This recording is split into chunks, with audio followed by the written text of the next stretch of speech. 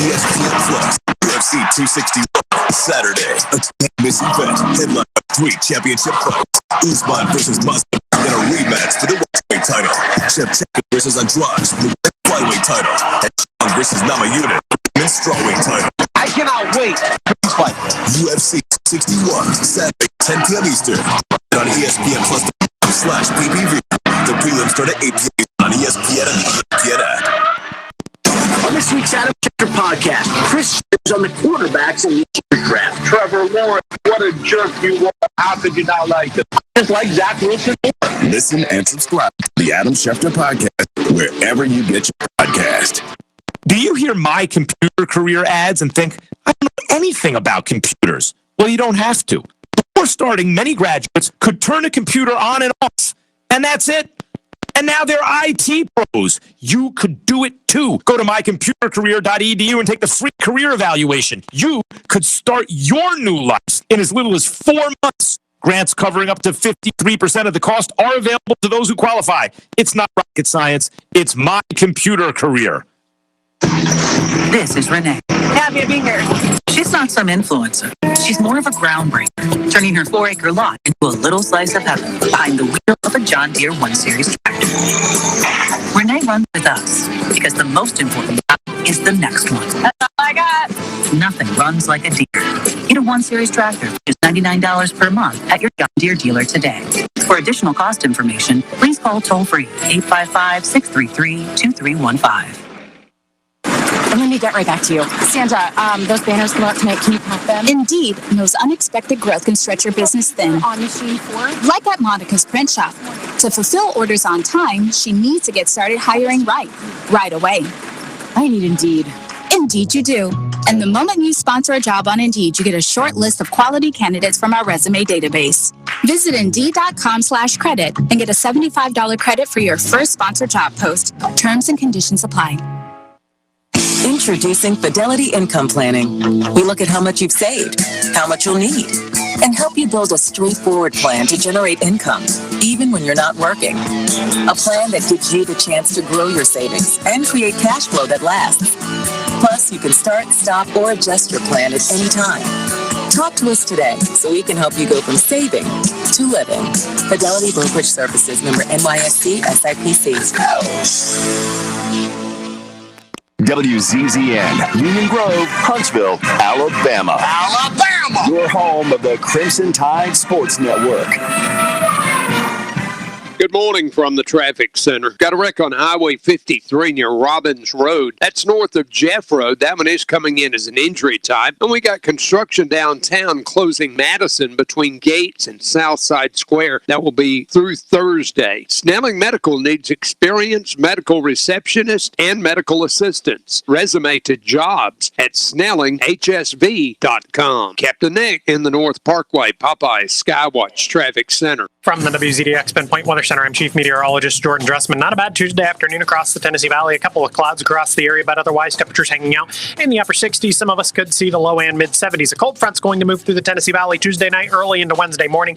Maybe a couple of light showers, but most of us are going to be dry. Lows Tuesday night, Wednesday morning dropping into the mid and upper 30s. We are going to be noticeably cooler Wednesday afternoon, a partly sunny sky. Temperatures only hanging out in the mid and upper 50s. I'm Chief Meteorologist Jordan Dressman on your home for ES. This is Brett Musburger's Action Update. Think O'Reilly Auto Parts for all of your car care needs. Stop by your local O'Reilly Auto Parts today. O'Reilly Auto Parts. Better prices every day. Now, here are the latest lines from my guys in the desert.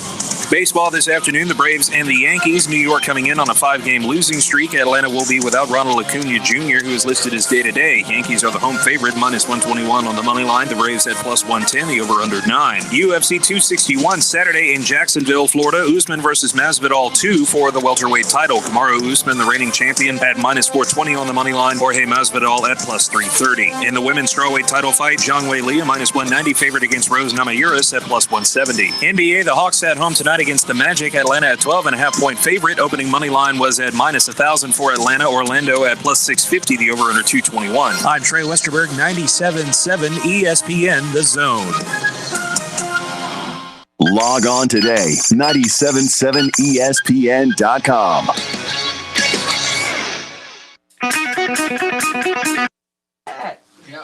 97.7.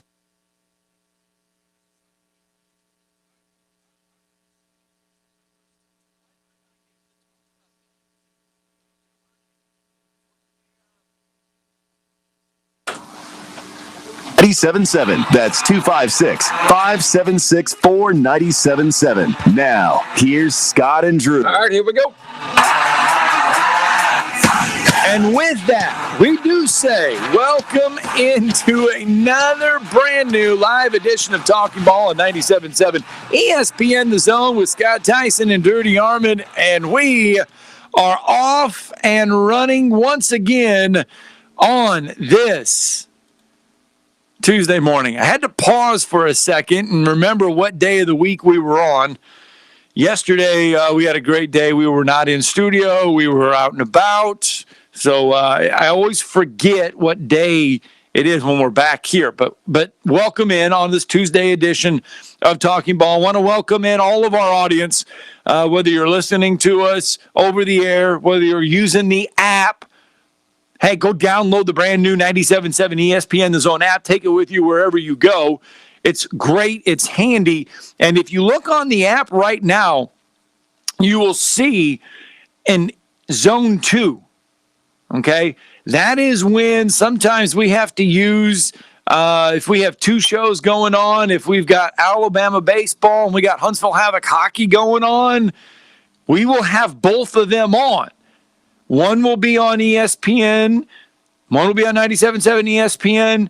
One will be on Zone 2. We'll let you know where they're at. Alabama will always be right here on 97.7 on the airwaves. But we will have stuff on Zone 2. So if you go to the app and you see the little icon there that says Zone 2, sometimes we've got to put some programming there. So that's why it says Zone 2. If you click that, if we say, hey, go listen to Huntsville Havoc hockey on Zone 2, it's right there. But anyway, we welcome your phone calls this morning, 256-576-4977. That is the number to the Neighbors Wealth Management Hotline. We welcome your phone calls, your opinions, whatever you want to talk about on this Tuesday morning. We have got a lot of stuff to get to on this Tuesday. We also want to welcome in people watching us on Facebook Live, Twitter, Twitch, YouTube, at 977 ESPN on Twitter if you want to watch us there. We have our own YouTube channel. We've got coaches. We've got Nick Saban. We've got Brian Harsin. We got Josh Heupel. They're on our YouTube channel. You can go and watch their press conferences. You can watch all of our shows. Oh, we got a lot of stuff. But anyway, now that the spring games, we got half of the spring games over with. We've got more spring games to go in the SEC on this Saturday. There were 7 this past Saturday, so that's over half of the league done. Florida's not having a spring game, so cross them off the list. So that leaves only 6 more. But I believe they're all wrapping up. Actually, only 5 because there was 2 schools not having spring games this year in the SEC. So that leaves, I believe, just 5 SEC teams with spring games left. One of those, of course, is Tennessee. They will have theirs this coming Saturday, as will Ole Miss, South Carolina, Texas A&M. Those are the schools set to have theirs this weekend. Florida and Kentucky both are not having spring games this year. Missouri had theirs back on March 20th. So your remaining schools, there's only 4 of them. Texas A&M, Tennessee, South Carolina, and Ole Miss will all have their spring games coming up this weekend. So with those now almost being out of the way, remember last week we talked about the ESPN's FPI possible win totals for the new year. Who has the best chance of getting into the college football playoffs, the percentages of that, percentages of getting to the SEC championship.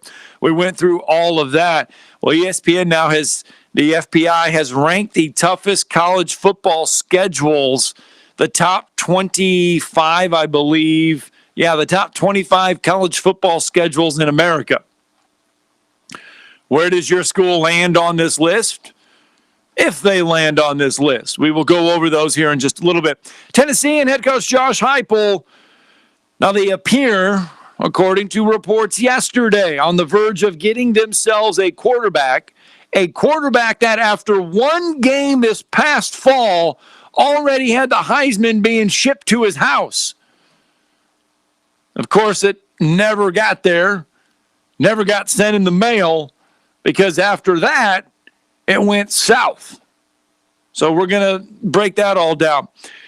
Pro Football Hall of Famer Joe Namath, we're going to hear from him.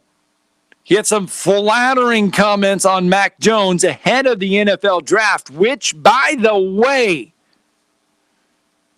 is set for just 9 days. We are 9 days away from the NFL draft.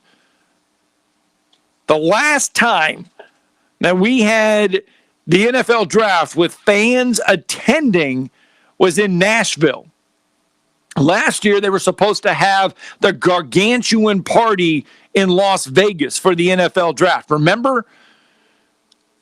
They were going to have it at one of the hotels, the casinos. They were going to have this lavish NFL draft party. The players were going to, instead of doing the red carpet, they were going to arrive on boats and everything. But, of course, in the pandemic, they did it in Roger Goodell's basement. This year, it's in Cleveland. We'll talk more on the NFL draft. There is another mock draft out by The Athletic. This one may make you chuckle. It may make you laugh as we continue to get you ready for the NFL draft, which, again, is just 9 days away. One of the interesting things that I saw yesterday was that, I pay attention to soccer. We don't pay attention a ton to Premier Soccer, but I know enough to talk about it a little bit. Spencer. There's 15 pro soccer teams that are going to create a super league. These are the 15 basically richest soccer clubs over in Europe. They're going to create their own super league. Massive news when it comes to soccer. But what would happen if in college football? Now, we all think that the Power 5 conferences are going to create their own league. Okay? We have a feeling that the Power 5 is going that way. But this is not Power 5. What if in college football we take the 15 best programs, okay? The uber historied programs, and they create their own super league. The Athletic proposed this, and they put out the 15 teams that would make the super league in college football. Who is on this super league? Pretty funny. Alabama gives us their first leg of their national championship rings. We've got another mock draft, as we mentioned. We got a lot to get to, but we do want to throw this out there. Coming up in the next few days, SportsMed, we will have another doctor in studio. SportsMed, of course, a big-time sponsor of this show here this morning on Talkin Ball, but they are going to do sports physicals Saturday, May 1st. So wake up, circle your calendar, Saturday, May 1st, because this is going to be pretty cool. They're not doing them like just at SportsMed where you just go in there and it's blah, blah, blah. They're doing this at the Trash Panda Stadium. So you can get your first look at Trash Panda Stadium, Toyota Field. You can get a great look at it. Get a physical. Any athlete from school, club, grades 6 through 12 is welcome. It costs you just $10. They're giving all the profits to Free to Teach. So please get your physicals done. May 1st, Trash Panda Stadium, SportsMed doing these 8 a.m. to 10 a.m. All you need to do is bring a copy of the state-required physical form. That's it. Okay? Cash only. Just bring a copy of the state-required physical form.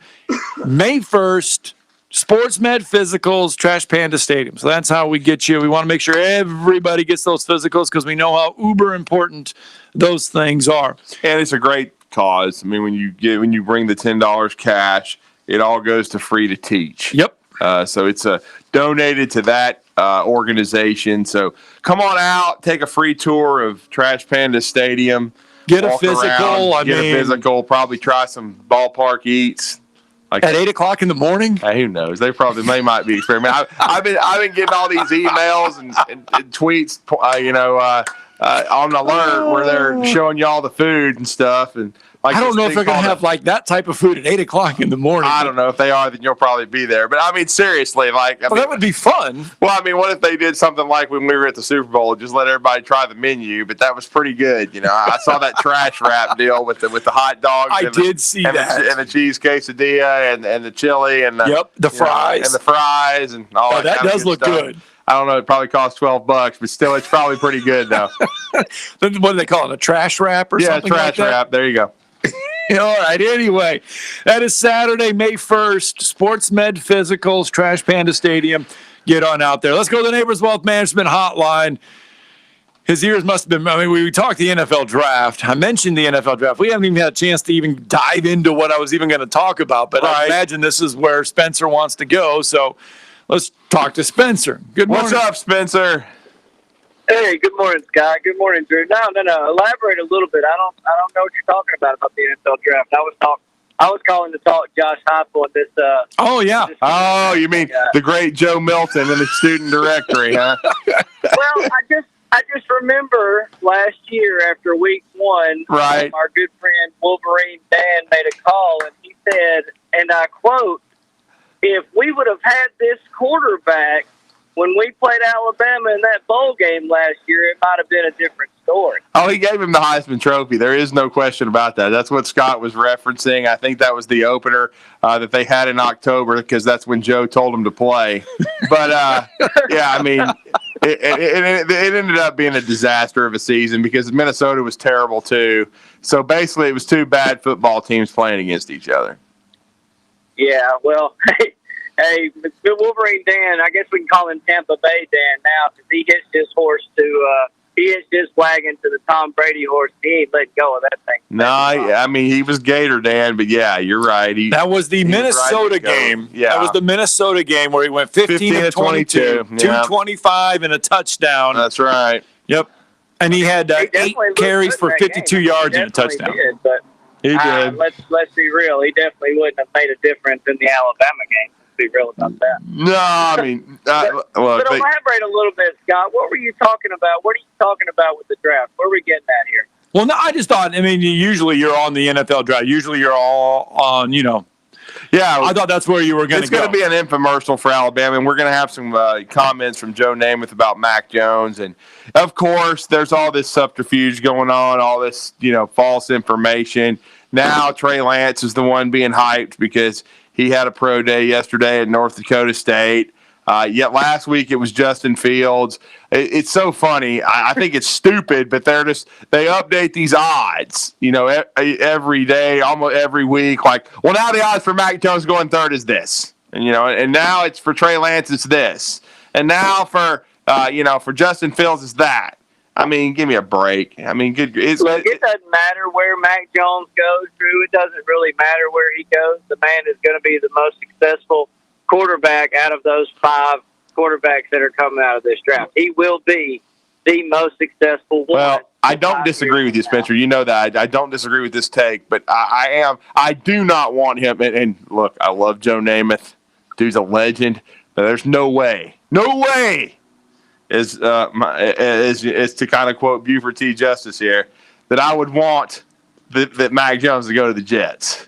Okay, because they're a train wreck, man. You used to say that Oakland was the place where Heisman Trophy winners went to die. Right. But right now, man, if you want to destroy a career straight out the gate, get drafted by the Jets. Oh, that's what I'm saying. I mean, it's just look at Sam Darnold. I mean, they gave up on him already. They give you a year and a half, 2 years now to prove yourself. That's why Mel Kiper is saying the best quarterback in the draft right now is Sam Darnold. Well, because he's landed on his feet with a decent organization that seems to have a plan. I mean, that's all I'm saying. I don't want Mac going to the freaking Jets or the Lions. There you go, Dan. Somewhere that's a disaster. Okay. Well, wait till you hear this. They won't recruit us. Surely they won't draft a quarterback. They got Jared Goff. Well, yeah, they got Jared Goff in a trade. I don't think they're probably looking for a receiver. I mean, unfortunately, Schmitty could end up there. I hope not. But Wait till I get to this latest mock draft from The Athletic, and I'll tell you where they have Mac Jones going. And we've already given that Super League take, which is Andy, I'm the greatest to ever Staples. He does an idiot. Yeah, let's talk about the Super League for a second. Hey, Wolverine Dan, please call in if you're listening. Wolverine Dan, if you're on your mail route right now, please call in. Oh, he's retired, I think. Well, he's taking his vacation. He's not retired yet. He's taking his vacation. He had a ton of vacation. Yeah, you got to take it or lose it. I don't blame him. Roll with it. I want to know if he thinks Michigan is deserving of being one of those 15 super teams. We'll get to that. Yeah, we got to get to that here a little bit later. Yeah, he even had Nebraska in it. What the hell has he watched the last 20 years? All right, we'll get to all that later in the shows, but we don't want to throw away all the candy now. Yeah, right. We don't. All right, guys. Thank you, Spencer. Yeah. See, Shane. Here it is. 70 yards against air, or whatever the hell that just was. That was Trey Lance's pro day video that popped up on the screen. If you want to end your organization, draft a guy that's had 1 year at a dadgum 1 AA level in one game. Just go ahead and draft him third or fourth, and then just watch your organization crater. All right, let's go to Shane on the Neighbors Wealth Management Hotline. Good morning, Shane. Good morning, Scott and Drew. How are you guys doing? We are doing good. How are you? I'm doing all right. Hey, I got a couple of questions, man. First of all, when is the home opener for the Trash Pandas? Scott's going to look that up. I know it's in May. I want to say that they're opening on the road. They are opening on the road. Their first few games are on the road. I do know that. Well, yes. The home opener, because the reason I'm asking is because I bought tickets for my wife and I, way back when they first came out. Yeah. I lost the paperwork for it, and I don't know how the heck to figure out where my tickets are. It's May 11th. You should be able to call the front office. They ought to have it on email. Yeah, May 11th, they're going to open up with the Tennessee Smokies. It's 6:35 first pitch. Right. And by the way, it's ladies' night on that night. Oh, then that's you got to be there, man. Yep. Yeah, because my pregnant wife would love to enjoy that. That'd be awesome. that wrap is legit. At least it looks like it. It does look. It's got the hot dog with the quesadilla. Two hot dogs. With the French fries and all that. It does look. I saw that over the weekend, and I was like, wow, that does look pretty good. Yeah. That's the only reason. Well, probably not the only reason. She actually likes baseball now, but she says she wants to go to games. Are you there, Shane? We got you? Perfect. Okay, gotcha. Okay. Yeah. She wants to go for the food. There's got to be a way for them to confirm that you have tickets, because I'm sure they were doing them virtual. They're not going to mail them to you probably. Right. Yeah. Because see, the thing is, once everything got canceled last year, I was trying to get my money back, but they won't refund your money for the tickets. They said they were just going to give me a credit for the $175 that I spent. But I was like, no, I'll just hold off and wait until they actually open at home. So. Right. But yeah, I'll call the front office, guys. I appreciate the information. You guys have a good day. Yeah. By the way, it's called the dumpster wrap. It's two hot. Wrap, It's 2 hot dogs, crispy fries, house-made chili, right, fried jalapeno caps. Yeah, watch the jalapeno caps. They're sneaky. And a chipotle ranch bandito sauce rolled up in a cheesy quesadilla. Yeah, that's exactly what it is. It looks good. It does look really good. Really, really good. Get you a physical and then get you a wrap. Get you a physical and a wrap. Well, no. See, if you're the parent, you get the wrap while the kid gets the physical. The kid's going to need something to eat after he gets the physical. I don't know. Yeah, that's true. But I see an adult eating this more than I see kids eating it. But see, I don't know if the fair is going on. The fair will be gone by then. I mean, the fair, it's taking up the whole parking lot. It'll be gone by then. That'll put a crick in your neck, riding around at night. You turn and look to the left, you're like, whoa! I certainly did. I was like, fair. Need a funnel cake. Yeah, exactly. I'm like, good Lord. All right, we need to get a break in because when we come back, we're going to bring in our first guest. John Frary, going to talk from St. Augustine, going to talk some Gators and some Dan Clown Mullen and some Urban Liar. You're listening to Talkin Ball on 97.7 ESPN, The Zone. Picked up a wreck at Sparkman and Pulaski Pikes. Got a school bus involved. Listen up, though. They just bumped mirrors, so everything's okay there. Southbound 53, just north of Jeff Road. That one has some injury reported, and they're closing Madison Street downtown between Gates and Southside Square. That closing will be in place through Thursday. Great summer start at the Y. You can kayak, zip line, go on the giant swing or the blob, all at Camp Chalakee. Chalakee.org or just call the YMCA. Captain Nick in the North Parkway, Popeye Skywatch Traffic Center. You've got to experience Toyotathon at Bill Penny Toyota. They've got the selection with over 700 new Toyotas to choose from. And they've got the extras with Bill Penny perks and a 10-year unlimited warranty. So get on over to Bill Penny Toyota today and experience Toyotathon. Bill Penny Toyota in Huntsville and online at BillPennyToyota.com. Bill Penny's Toyota 10-year unlimited warranty is valid through the 10th year of ownership. Valid on new vehicles only. See dealer for details. Forgiveness. Wow, what a word. What a gift. All of us have done things in our lives that we regret. All of us have done things that are disobedient. All of us have sinned and fallen short of the glory of God. Thank God for his forgiveness. Thank God that he separates our sins as far as the east is from the west and remembers them no more. Hey, I'm John Dees, pastor of Cross Point Church, smack dab across the street from the YMCA in Madison.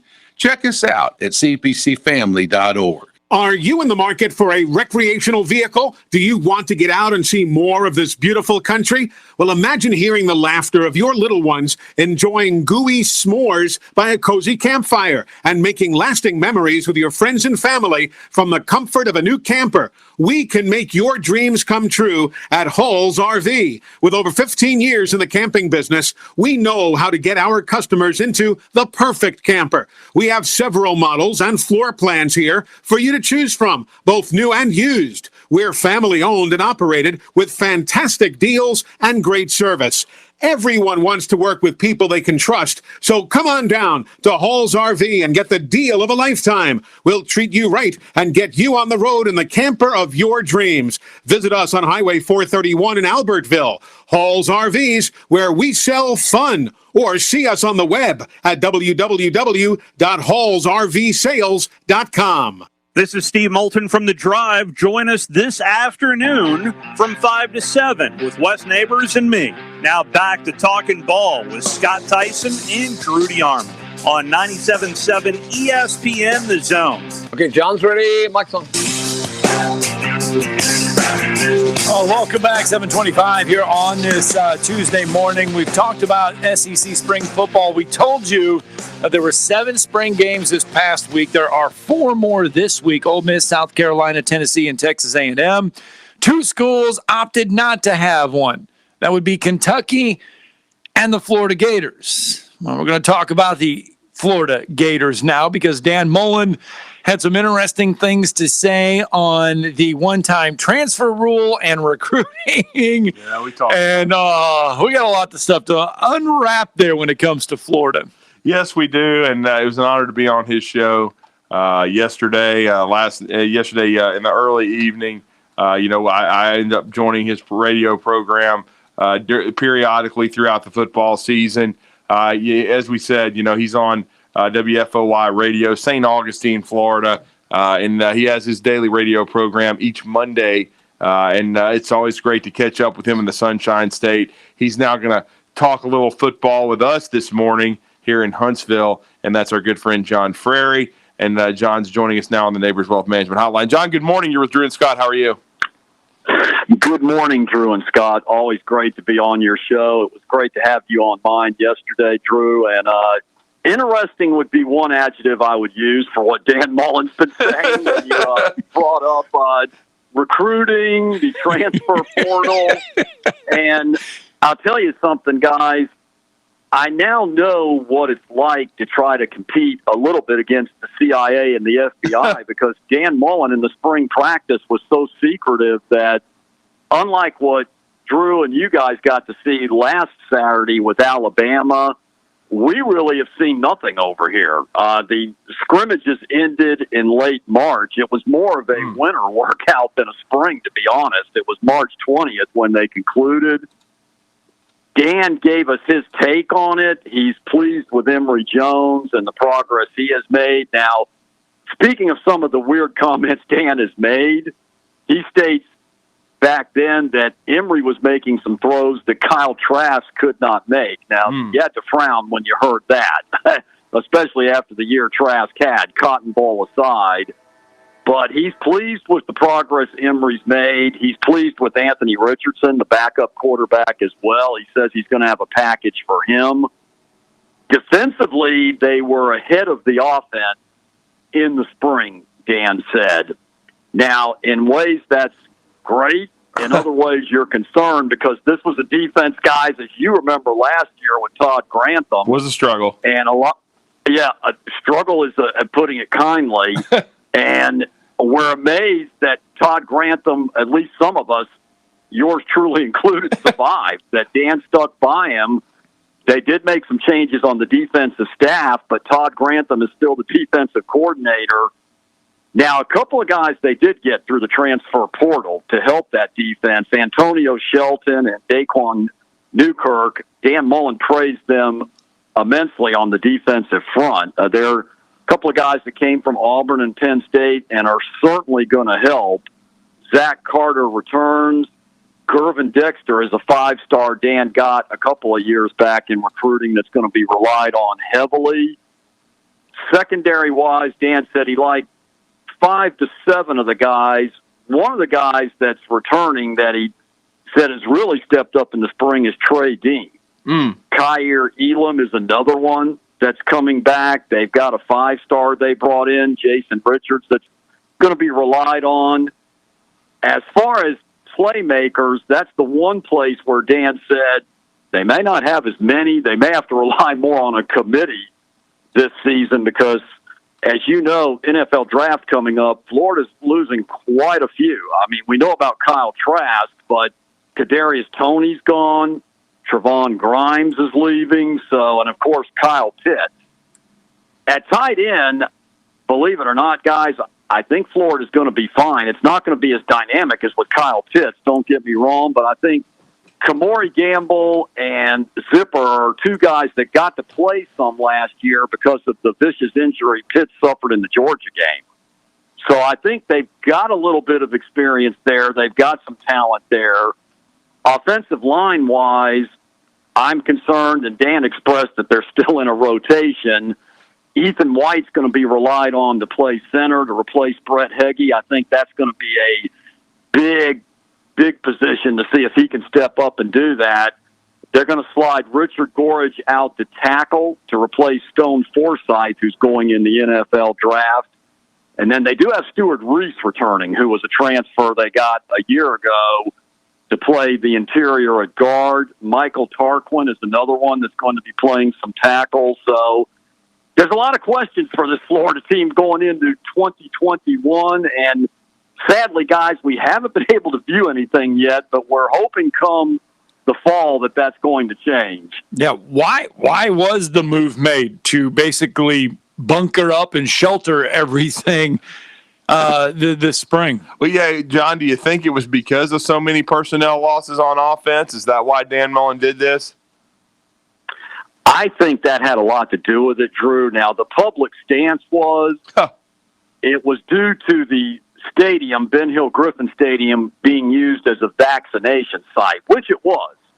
And I'm all for safety, and I'm all for getting folks vaccinated. I myself have been fully vaccinated. But having said that, you could have come in and cleaned that stadium. You're talking about a 2 to maybe 2.5 hour scrimmage. You guys went through that with Alabama and Auburn over in your state this past week. So I personally think, Drew, it did have a lot to do with Dan not wanting to let folks know what Emory Jones looks like at this point and a lot of the new personnel, and I think this was a way to be able to get around that. I know Kentucky is also not having a scrimmage, but the rest of the SEC is. Most of the teams throughout the nation are, and I really think Florida, Dan Mullen, and the administration owed it to the fans to have a scrimmage, especially after what we've gone through this past year. But that was their decision, so we're going to have to move forward from there.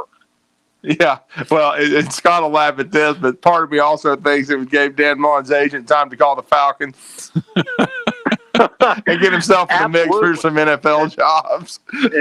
And the ironic thing about that, guys, is he did say that he didn't have any talks with NFL teams, but I believe that's because there were no NFL teams that called him to interview. I think Dan would have openly accepted an interview like the Falcons or the New York Jets was floated out there for a while, but there's been no offer. And the other thing, guys, that's going to be interesting, Dan Mullen still has not been extended on his contract yet. He is in year 4. Normally, as you guys know, especially in this age, you're giving guys contract extensions after the first year a lot of times, i.e. Lane Kiffin. Well, yeah, especially after coming off a Cotton Bowl. I mean, the success that they had this past year. But the problem is they thudded at the end. Yeah. You know, they finished strong in year 2, but year 3 they kind of thudded at the end. Even though they've won double-digit games, it was not a good look. I felt like Dan Mullen, John. This is just my opinion. I felt like he treated the bowl game against Oklahoma like the spring game. I think you nailed it right on the head, and I think that turned a lot of folks off, Drew, not just the administration, but I think the fan base, because you're representing the University of Florida. You're going to a major bowl game, and granted, a lot of the guys opted out. I understand that in this day and age, but the lame excuse, and I'm using that he used for why they were blown out and why they were basically humiliated on national TV that night, I don't buy that. I don't think the administration liked it, and I think that's another reason you build up all the stuff that happened last year. It was a very good year until the end, no doubt. But you remember Dan Mullen getting in the middle of it against Missouri in a fight that the administration didn't like, showing up to a Zoom press conference in a Darth Vader outfit, yeah, making a comment after the Texas A&M game during a pandemic that he would like to see the swamp packed the next week because he was irritated that A&M might have allowed more folks in than they said they were going to, and that might very well be true, but it's just some stuff Dan has said publicly that I think has got the administration a little bit on pause, too. Having said all that, on the field, the end of the season aside, Dan Mullen's overall record has been fantastic the 3 years at Florida. Yes. They've been to 3 BCS games. They've won 2 of them. Mm-hmm. And so I do think the administration wants to iron it out with Dan and get a contract extension. And it's going to be interesting to see how this plays out, whether they can do that over the summer before the season starts, or are we going into next year with Dan Mullen in year 4 with still no extension and seeing if they can do it next January? So it's going to be an interesting cat and mouse with the administration and Dan on this contract situation. Well, speaking of things that Dan Mullen has publicly said, let's start with the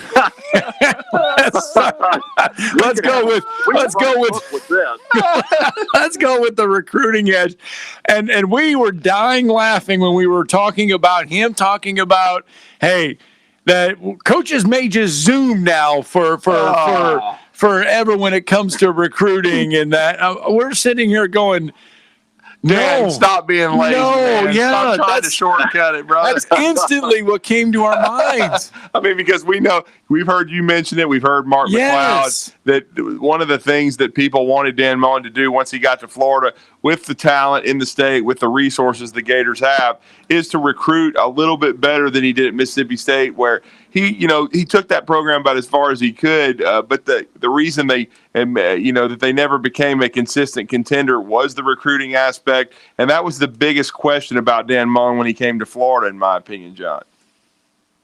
And it's still the biggest question after 3 years, Drew. There's no doubt about it, because again, he hasn't been able to get enough of the 5 stars. Now, the transfer portal, he's been outstanding in. He got Bowman, the running back, to come back from Clemson, but that's a young man that got out of the state of Florida initially in recruiting, as well as others. And the Zoom comment was a scratch-your-head comment that you guys just brought up. Can you imagine Nick Saban telling you that over there? Oh. I mean, there's no way. I mean, you'd probably have to get a straitjacket. And I can't imagine any other coach saying that, because coaches have been nipping at the bud to get back to home visits, which, according to the NCAA, we're going to get some of them starting in June. We'll see. Yeah, I think they saw their shadow. Yeah, we'll see. And but Dan Mullen's on an island by himself as far as wanting to recruit by Zoom. There's no doubt about that. And he's got to pick it up once we get back to normal recruiting. And let's hope that does happen this summer and going into the fall and next year. Got to pull in more 5-stars, guys. I mean, 5-stars aren't everything, but you've got to have enough of them to compete in this league, as you know, especially with the Georgias and the Alabamas. And the transfer portal's wonderful, but I think he's got to bring in more on national signing days as well. Well, and So I want to ask you a question, because, I mean, we're talking about Dan Mullen, and we talked about how the season ended and, you know, everybody not being happy with the way that they treated the bowl game and him not getting an extension and his comments about this. When Dan Mullen took over at Florida, this seemed like a perfect marriage. Are they still that way, or is there some unrest, though, with Dan Mullen at Florida? Is it still that happy place that we thought Dan Mullen would be at? I think overall it is, Scott, but I do think there's some unrest underneath. I really do, just because of the off-the-cuff comments and the fact that you're not sure, and even I'm not sure, whether Dan wants to be at Florida long-term or not. At first, great question. Absolutely, but now, like you guys brought up a few minutes ago, the NFL, if Florida does have a good season next year, wins the Eastern Division, hypothetically, I know it's going to be tough with Georgia, but if they do, and somebody comes calling Dan in January, is he taking that leap and going to the NFL, or does he want to stay at Florida and make this a career, or at least another 5 to 10 years? I think that's a big question mark right now, and I think even Scott Strickland has that question mark. I don't know if he's pulled Dan aside and they've had that conversation, but the fact that there's still no contract extension, in my mind anyway, tells me that's still a question mark. And that what he's done on the field record-wise, the fan base is euphoric about. The 3-game ending of the season aside, we know about that. But prior to that, but moving forward, I think this contract has got to be settled, guys, so this program knows long-term what direction they're going in. We know about this season, but I think the sooner they get that resolved, the better it will be for everyone involved. No question. We're talking to John Frary. It's from the St. Augustine, Florida. Does an outstanding job with Sports Now. I was part of that show last night, and that's every Monday from 5 to 7 Eastern, 4 to 6, I believe, our time on his radio program. It does it's very informative. Of course, it's a lot of Gator talk because they're right in the middle of Gator land. And I got to tell you too, John. Overall, when you look at the Florida Gators going into year 4, I just think over the Alabama game, they played them off their feet, and they played Alabama as tough as anyone. But the game against LSU at home still mystifies me, the way they played. And then, of course, the 55-20 loss in the Cotton Bowl, and just not taking the game seriously. If I'm Scott Strickland, that's what bothers me. If you're wanting to extend this guy and commit to him long term, and hope he's there for a decade. Well, I agree, especially if the BCS bowl game you're talking. Well, I'm going back to my old days. The New Year's Six bowl game with Florida and Oklahoma. Absolutely, yeah. You've got to take those games serious, guys. You can't just show up with a molly-collie attitude, and that's basically the way Dan Mullen expressed himself in the post-game Zoom press conference. You know, you brought up that LSU game, Drew. I'm thinking the narrative would have been totally different if Florida had been able to win that game, because even with the Oklahoma game aside, the fan base and the administration, I think everybody was very happy. There are no moral victories, but the fact that they were able to take Alabama toe-to-toe the way they did in that championship game, if you had won the LSU game, even if you lose to Oklahoma, I just think we're having a different narrative right now. But between the discipline issues on the field that Dan Mullen in Florida had, the Missouri game, the LSU game, Shoegate with Marco Wilson in that ball game, all the comments, and then not showing up for the bowl game against Oklahoma, that's a lot for an administration, even with Dan's overall record, to endure, because as you know, that you're representing your university, and I think the administration would like to see a little bit more self-control and a little bit more, I think, take responsibility for what's going on with Dan. And I think those are the issues that I think got to be resolved, and maybe they will over the summer, maybe they won't with this contract. That's really the big question again. I want to move up the interstate a little bit, just a little bit northeast, and that is to Jacksonville, where Urban Meyer, obviously, another former Florida Gator coach, getting all kinds of pub right now because of the NFL draft, his first with the Jaguars, where really no surprise, it's going to be Trevor Lawrence. The reaction and everything around there to the Jaguars and Urban Meyer and Trevor Lawrence.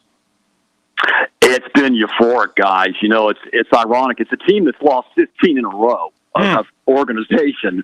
You would never know it if you came to Duval County because ever since they got that first pick and they knew they could get Trevor Lawrence and, of course, then Urban Meyer. And, by the way, talk about night and day on Zoom. Urban hates Zoom, by the way. He's told us that. He can't wait to be able to bring these free agents in. He can't stand Zoom. He got some criticism nationally for that, but I agree with Urban myself. I don't know about you guys, but after this pandemic's over, I never want to hear the word Zoom again myself. But that aside, the fan base is euphoric. They brought in a nice free agent class. It wasn't glamorous guys, but they got some defensive ends and tackles that I think they desperately needed. Obviously, they're getting Trevor Lawrence. There's no question about that. They might get somebody in your area if he's still available, Christian Barmore at number 25 from Alabama to add to that defensive tackle group. Or they might go for some speed with Kadarius Toney out of Florida. They definitely need some speed coming up in this draft. That's the one thing Urban has stressed, that he wants some speed like he had at Florida and Ohio State. The Jaguars don't really have a lot of that at wide receiver. They've got some nice guys that run great patterns, but they don't have that one guy like a Tyreek Hill with Kansas City that's just going to run away from you. So look for that when we get to the draft in 10 days. And I think it's going to be very exciting for Jacksonville for a change. It's really unusual, guys, because Jacksonville's been frowned upon and laughed upon for good reason with the way the team has performed on the field over the last decade. But if you had told me 4 months ago that Northeast Florida was going to get Urban Meyer and Trevor Lawrence within 4 months, I would have said there's no way. And that just the whole complexion and attitude of this organization has changed just because of those two personalities and what they can do coming to town. And potentially even in the second round, John. We talked about this on your show yesterday, Sports Now, and let me correct myself. It's 4 to 6 Eastern Time, 3 to 5 Central for John each Monday. But you know, they've already franchise tagged Cam Robinson as the left tackle. Potentially could bookend Alabama guys. Right tackle Alex Leatherwood could be a fit for Jacksonville. Absolutely. And I personally would love to see that. The offensive line has struggled for years here. Now, Urban's been quite complimentary on the offensive line. So it's going to be interesting, guys, if they do address that line with another young tackle. I would love to see Leatherwood come in and book in with Cam Robinson. Now, they've got Jawan Taylor that they picked up from Florida a couple of years back, but I still think they need to address that area. And they only franchise tag Cam. So whether it's going to be a long-term deal or not, that's another question mark. They were not sure, at least in my mind, if he's good enough long-term yet. That's why they put the franchise tag on him. So I think they do need to address that area. But one other area that they desperately need to find is a tight end. That was the one miss in free agency. They couldn't get a Hunter Henry or one of those premier tight ends to come to Jacksonville. that's an area that they need a pass-catching tight end, not necessarily a blocking tight end. They addressed that with Chris Manhurst, who's a guy I had to look up, and all of us had to look up in the media here in Duval County. Played with Carolina, only has 6 career receptions, so he's not going to go out there and be a red zone target, guys. But he is known to be one of the best blocking tight ends in the league, which is something Urban wanted. He told us that. But they're going to need a pass-catching tight end as well. So I look for them not only with Kadarius Toney, maybe Christian Barmore, but to address the tight end within the first 3 rounds of this draft next weekend. Yeah, and final thought from me, because it's from your area, we've got to ask you, what's been the reaction from the community because he played high school ball where you're from? You told me on the show many a time that you felt like he could have started at Florida, but what's been the thought on Mac Jones? If not for Trevor Lawrence coming to Jacksonville, that's been the biggest story, Drew, in the area. There's a lot of excitement about that. Mac Jones is a kid that played about 5 miles from where I live at high school at Bowles in Duval County here in Jacksonville. And I think he's going to be a very good quarterback at the next level. I think he's going in the first round, possibly number 3 to San Francisco next Thursday. We shall see. But the community loves Mac. His parents still live here in town. They're well known, obviously, for Mac's success over at Alabama. So there's a lot of excitement, not only for the Jacksonville Jaguars, but for Mac Jones to see where he might go and develop. I'll tell you a team I would love to see Mac go with, and I think he'd be very good with. Now, it's going to make a lot of NFL fans grimace, probably even the ones in this town, but if he could hook up with one Bill Belichick and the New England Patriots and that organization, especially right now, because Cam Newton's not the long-term answer up there. They need a quarterback. I know there's talk they're going to trade to get Jimmy Garoppolo from San Francisco. Maybe they do, but I think a place like that would be very good for Mac, or even Washington, the football team. And I can't believe I actually got that right, guys, but because that's a team that's got a veteran in Fitzpatrick, but they're going to need a young quarterback to take the wings and lead for the future, too. So if he doesn't go to San Francisco, I think those are 2 teams that would be good landing spots for him. Well, John, we appreciate the time, man. Always the knowledge, talking some Gators and the Jacksonville Jaguars. Enjoy the draft next week, sir, and we'll be catching up with you down the road, probably before SEC Media Days. But thanks for joining us, man. We appreciate it. Let everybody know how to connect with you. Thanks for having me. And they can connect with me on Twitter at JF_Sports Now. And as you said, Drew, on Mondays from 4 to 6 Eastern Time, 3 to 5 your time on WAOC. That's 965sports.com online. And great to catch up with you guys. And hopefully we'll see you at the SEC Media Days, July 22nd. Again, I don't want to hear that word Zoom, guys. I'm hoping we do away with that. Certainly hope so. Thanks, John. Thanks, John. Thank you. All right, John Frary with us. Let's get a break in. When we come back, wrap up hour number 1.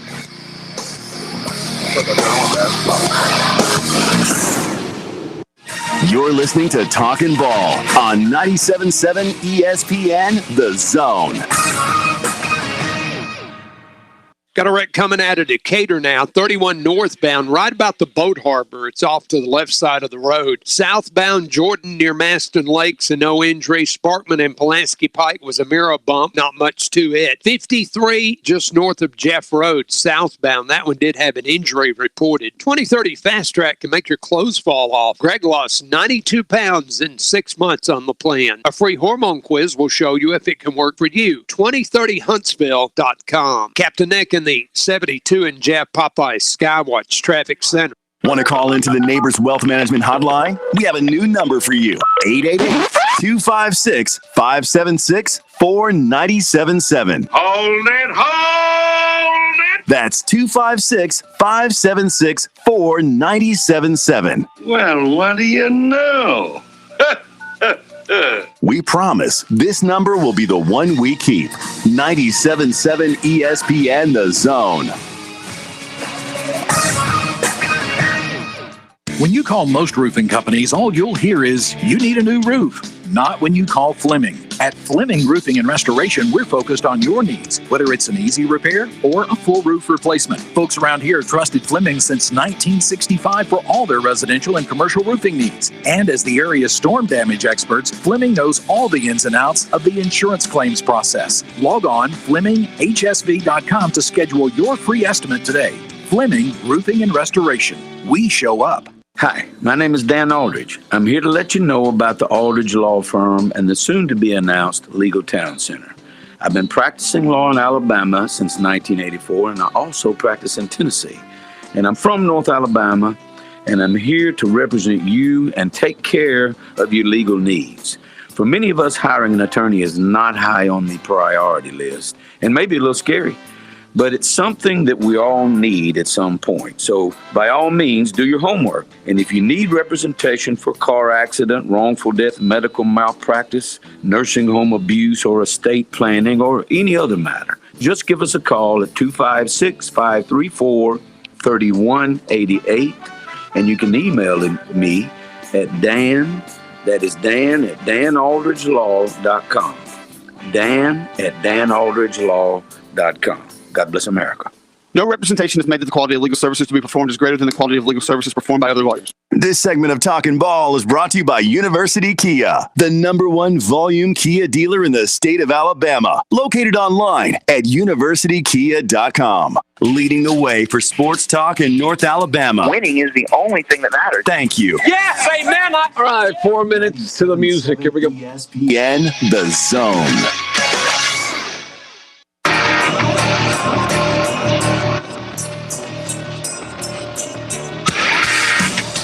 All right, 7:53 here on this Tuesday morning. Talking Ball, 97.7 ESPN The Zone.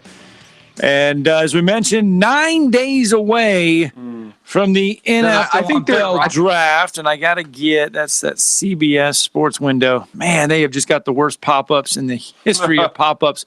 But anyway, one of the topics has been Mac Jones. Yep. And Dan Orlovsky of ESPN was on ESPN this morning, and listen to his take on Mac Jones's tape. On his tape, TAPE, not his take, his tape.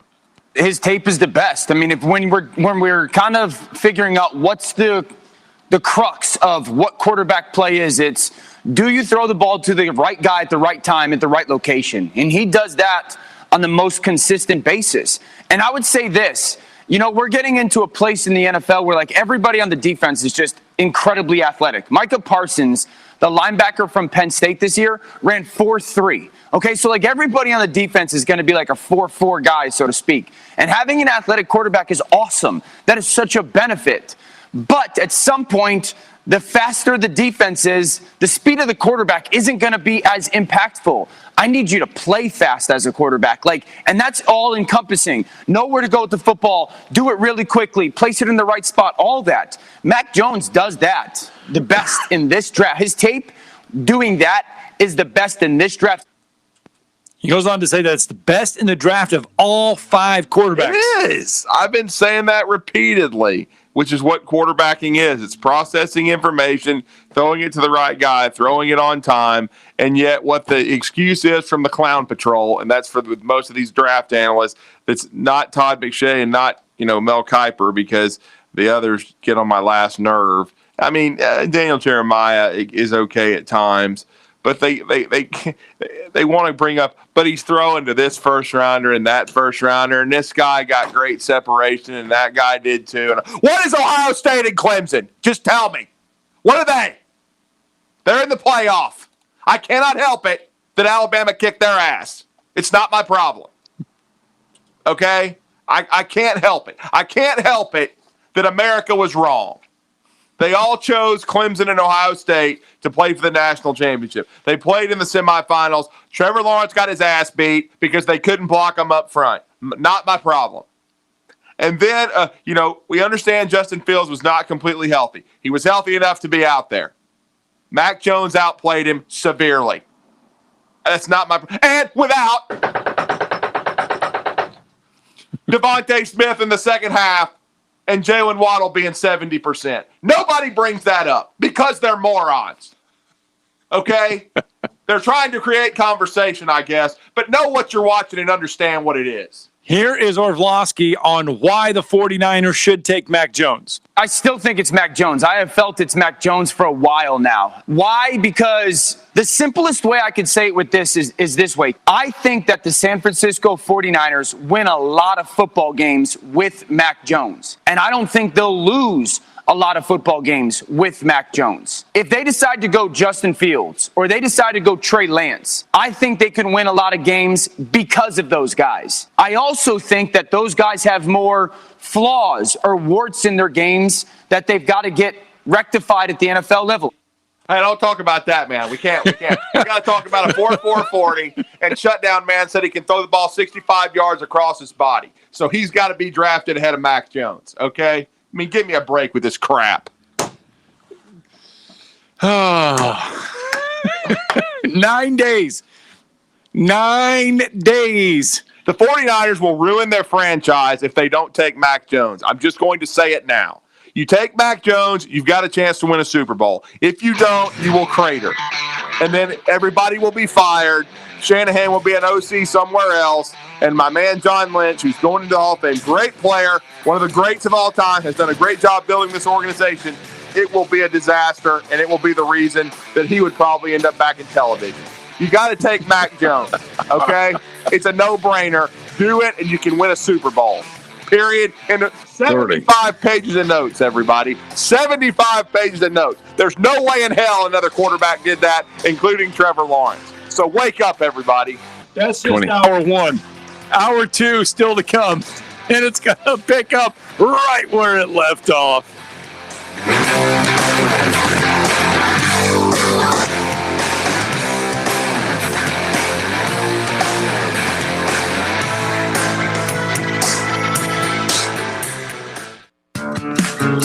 You know it, and I know it. Sometimes a brand new car or truck just isn't in the budget.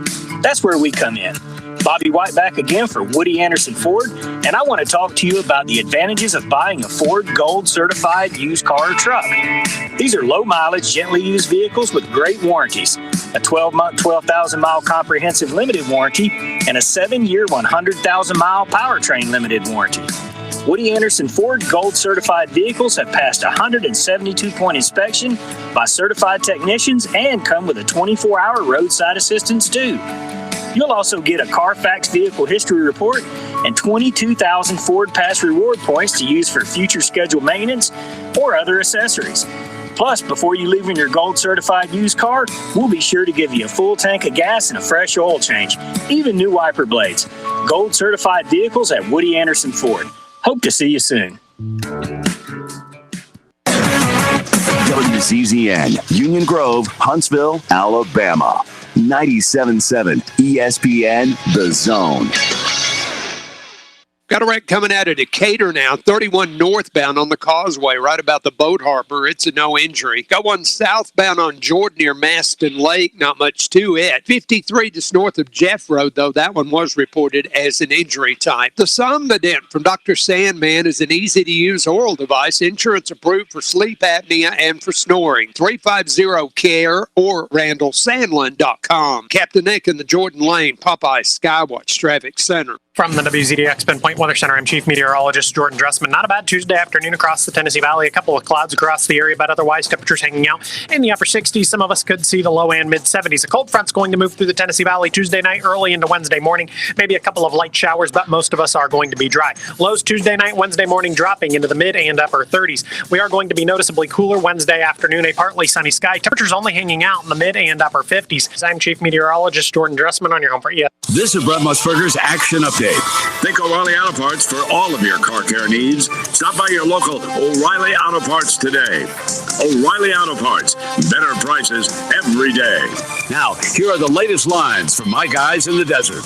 NBA, the Hawks at home tonight against the Magic. Atlanta at 12.5-point favorite. Opening money line was at -1,000 for Atlanta. Orlando at +650. The over/under 221. Baseball this afternoon, the Braves and the Yankees. New York coming in on a 5-game losing streak. Atlanta will be without Ronald Acuna Jr., who is listed as day-to-day. Yankees are the home favorite, -121 on the money line. The Braves at +110. The over/under 9. UFC 261 Saturday in Jacksonville, Florida. Usman versus Masvidal 2 for the welterweight title. Kamaru Usman, the reigning champion, at -420 on the money line. Jorge Masvidal at +330. In the women's strawweight title fight, Zhang Weili, a -190 favorite against Rose Namajunas at +170. I'm Trey Westerberg, 97.7 ESPN, The Zone.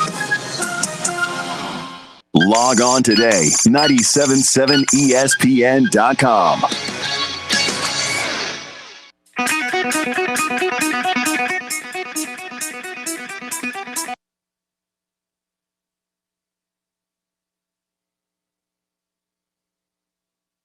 Tyson and Drew DeArmond. Call into the Neighbors Wealth Management Hotline now, 256-576-4977. That's 256-576-4977. Now, here's Scott. All right, here we go.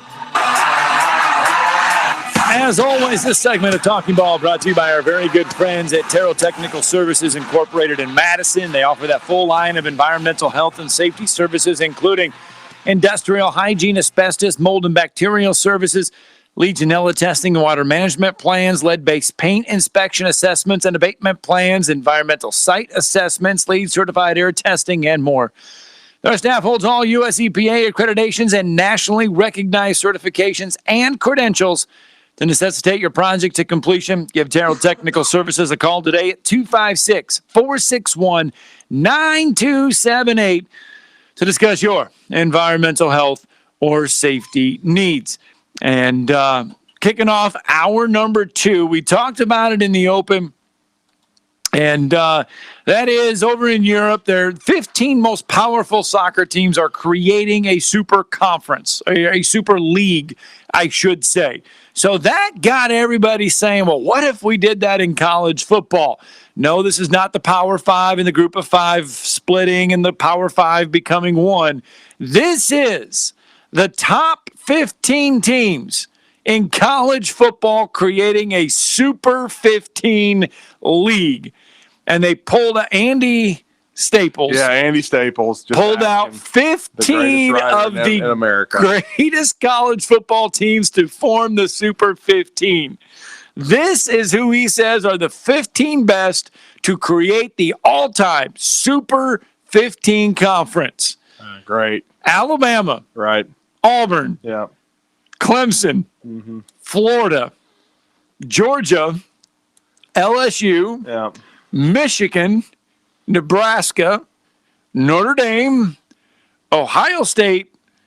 Oklahoma. Oregon. Penn State. Texas, and USC. Well, I mean, just like Cecil Hurt said yesterday, hell, you could take Wisconsin over Nebraska.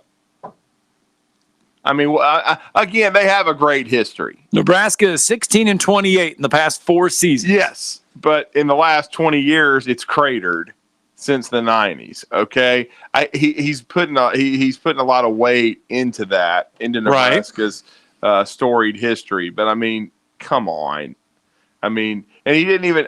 There's no Florida State in this. Right. No Florida State. Shocker. He's a Gator grad. Go ahead. No Miami. Yeah, no Miami. If you're going to go on history, you got to put Florida State and Miami in it, because that's why you're putting Nebraska, you doofus. I mean, look at their record the last 4 years. Just stick to food. Stick to food. Go to some restaurant. Do some stupid bit on game day and stick to that. I mean, the guy's written some really good things. I'm not saying he hasn't. Right. And some good stories and some great takes, but this is stupid. I mean, and what was his theory on just 15 of them? Well, because that is what the soccer is going to have. Who cares? Soccer stinks. well, high school soccer's great. We love high school soccer. There we go. What I'm talking about is pro soccer. Who cares what they're doing? We care about high school sports and local stuff here. We don't care about, why is he basing it on some pro? Who cares? I guess he's one of these guys that likes this league. Well, stay up till midnight and watch it. But nobody cares. I mean, go watch some high school kids compete. The purity of it, because they're paying these cats, obscene amounts of money overseas, man. He says though that if they did this, it would be worth over. I mean, because of the television rights and everything else, it'd be over $1.5 billion. Of course, it would. That's like it's what they talked about with the Power Five basically seceding from the NCAA and forming their own deal. Right. That's partially what he's talking about. Right. He just left too few teams because he's copying some stupid soccer league that nobody gives a rat's ass about unless you're in Europe. There's a few people that care. Whatever. I would imagine you're not one of them. I would imagine the TV ratings are about as good as the NBA right now. And take of that what you will. And maybe NASCAR. Yeah. But the bottom of the barrel. About that. Okay. That's not for us. Yeah. I take it, though, you are not a fan of that soccer. You will not be watching the top 15. I mean, the World Cup every 4 years it can be entertaining if the U.S. does anything. But the U.S. sucks right now. So nobody cares. 256-576-4977. That's the number of the Neighbors Wealth Management Hotline. Would you pay attention to how would college football change if they followed this model of the top 15? 256-576-4977. It would be even worse. People talk about lack of parity. There'd be even less lack of parity. And I'm not sure Florida would make it every year. DeArmond doesn't care. He's more worried about zooming and doing all this other stuff. That is true. Well, you look at this. I mean, you bring up a good point. College football, everybody knocks the parity, the fact that they say, oh, it's going to be Alabama, Oklahoma, Clemson again in the top three for the playoffs and, let me say and all that. She may never speak to me again, but Wendy Johnston listens to this show, and she loves this, the European soccer kind of thing. She follows. I told you, there's a lot of people that there are a few that do, and I'm just not a soccer person. So just forgive me for that. I don't like it. Okay, I don't follow it that closely. There are certain people that do. Brian Matthews, our good friend Brian Matthews, joined us yesterday. Yes, he's a huge, whatever you want to call it. I don't even know what the hell to call it. I just know that he likes it. The Premier League. He likes the Premier League. That's what it's called. Thanks, Floyd. On my bucket list, I have the Masters. That's number one. Right. Number two would be to see a Premier Soccer League game in Europe. Even in my top five, but I mean the Masters, I don't blame you. Okay. Rod Daly says you're fired up this morning. He says he thought Jeff from the Borough called. But no, Jeff hasn't called. But who has called? Floyd. He's on the Neighbors Wealth Management Hotline. Good morning, Floyd. Morning, Floyd. Good morning, guys. Morning. Tell us how you feel, how you really, really feel there, Drew. Yeah. Oh man, I know what you mean. But get back to this thing with Mac and the draft. I heard a conversation earlier this morning, and they were talking about part of the reason Justin Fields has dropped in the draft were the two games during the regular season that he had bad games. Yeah, the Indiana game, and I forget what the other one was, but I think Indiana was one of them. Indiana and Northwestern. Yes. I'm like, really?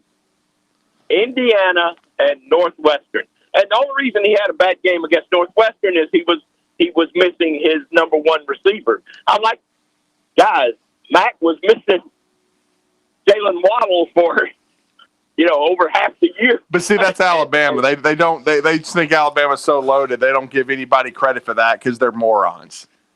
Well, yeah. I mean, they didn't say that Slade Bolden, who took Waddle's place, wasn't even a receiver coming out of high school. I mean, I think they are the anti-Alabama. It is ridiculous. It is ridiculous, and but they're talking out of both sides of their mouth, and what it's not one is what's good for one is not good for the other.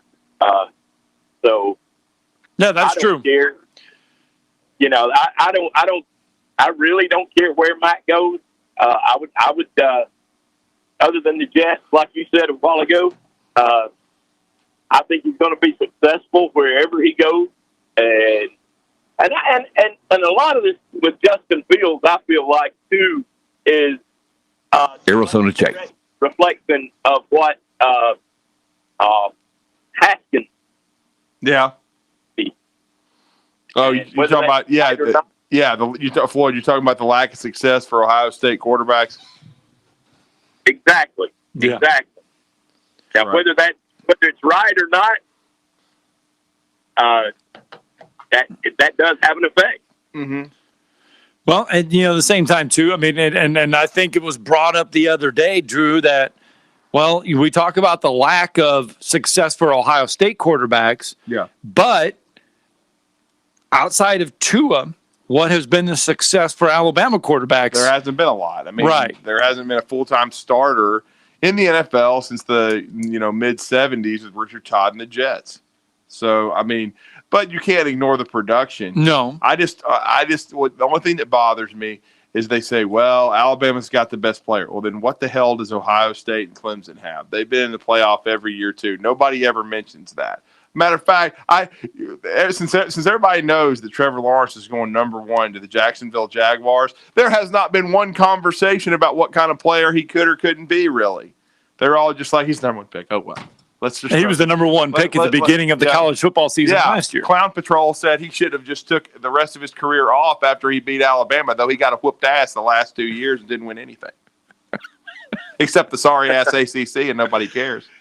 That's about like the Premier League. But anyway, whatever. All right, Floyd, thanks for the call, man. We are full. We gotta get to more here. Thank you, Floyd. All right. Appreciate that. Let's go to Arizona Jay, who's holding for us next. Good morning, sir. What's up, you two? What's going on, Arizona Jay? Man, hey, I'm making DoorDash deliveries right now. I got some blood pressure medication in the car. Are you I guess you're the one that called, huh? I thought you were going to say you're doing DoorDash. You're going to bring us breakfast. Well, That's what I thought. No, Jay's getting his hustle on. He's making things. He's making things happen. Well, you just said DoorDash. You guys order something. I can bring some breakfast by, but it sounds like Drew needs Drew needs some hot or something to calm himself down or something. I don't know. Yeah. I'm not a fan of Premier League, man. Sorry. Oh, soccer? Yeah, I played in junior high, but yeah, whatever. But exactly. Hey, I agree with you though. I agree with you on this whole thing. So, we're talking about a guy from North Dakota State who played one game. Yep. Trey Lance. Right. And then I didn't even see whoever the guy from Ohio State is. I didn't see one game the guy played. Yeah. Justin Fields. Right. Yeah, and then the dude from BYU, never saw one game the guy ever played. Zach Wilson. Yeah. Yeah, and the thing about it is not just because we're down here in the South. Dude, this is the first time we've seen all SEC, all season, all. I mean, that was more intriguing than anything because it's okay, we're gonna see really who's the baddest of the baddest. Yeah. You know what I mean? And we all know SEC has the best defensive players in all the land. You know what I mean? And Matt, just picked them apart all year. So what are we talking about? It ain't because he has. It's you got the best receivers, whatever. But it's dude. No, that's it. Let me finish. That's it. Mac Jones had the best receivers. That's all we need to know about. That's all he had. No, but no. You know what? That goes to show, you put weapons around him, he knows how to use them. There's some quarterbacks got weapons around him, don't know how to use them. What? You mean you have to have smarts to be the quarterback to get the ball to the weapons? Yeah. It's not all about 7-on-7 and throwing against air. No, but just think how many quarterbacks you've had that you got this explosive guy on this side and this Frary on the other side. You just still can't get the ball to him. And then you got a tight end that will just snatch the ball out of the air and, while mushing a linebacker or DB in the face. You know what I mean? And it's dude. I'll just say this. I think Joe Montana had some pretty good receivers to throw the ball to with the 49ers. Yeah, there's no doubt. Yeah, and then who else? Who else had like really a really good? I mean, Jesus, Randall Cunningham had Randy Moss and Chris Carter. Yep.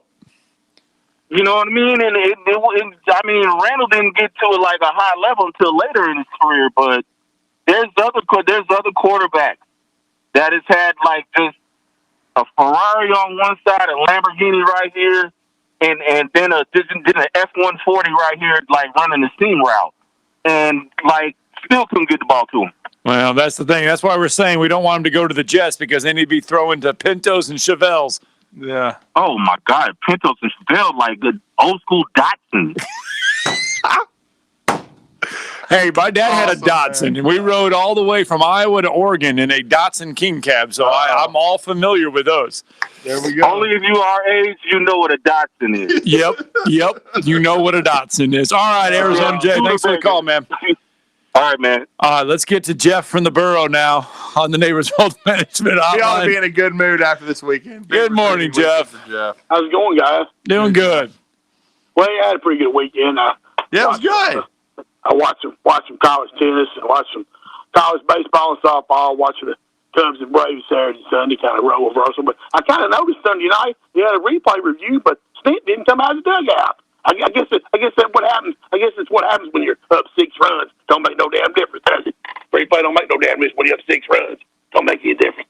No, Sunday was a shellacking. When it was 2-1, it was shellacking Saturday too. It was a reverse. By his balls, that thing's looking for a passport. It's to Germany or it's trying to go to Iran, Iraq, and Materials intercepted. That thing, it's bad. It still ain't come down yet. It might come down in 2022 though when you get through. We get 6 bombs on Saturday. Of course, y'all hit a bunch on Sunday, so like you said, role reversal, but and everything. But now had a pretty good weekend. You know, we didn't do too bad. The Diamonds didn't go too well, but had a good weekend on the recruiting trail. Yeah, the Wade brothers beat out the Wade twins, not brothers, twins. Well, they're twins, right. They're brothers, Jeff. Right, they're twins. Whatever. Don't make no difference. They're and also we got Mr. Goodwin.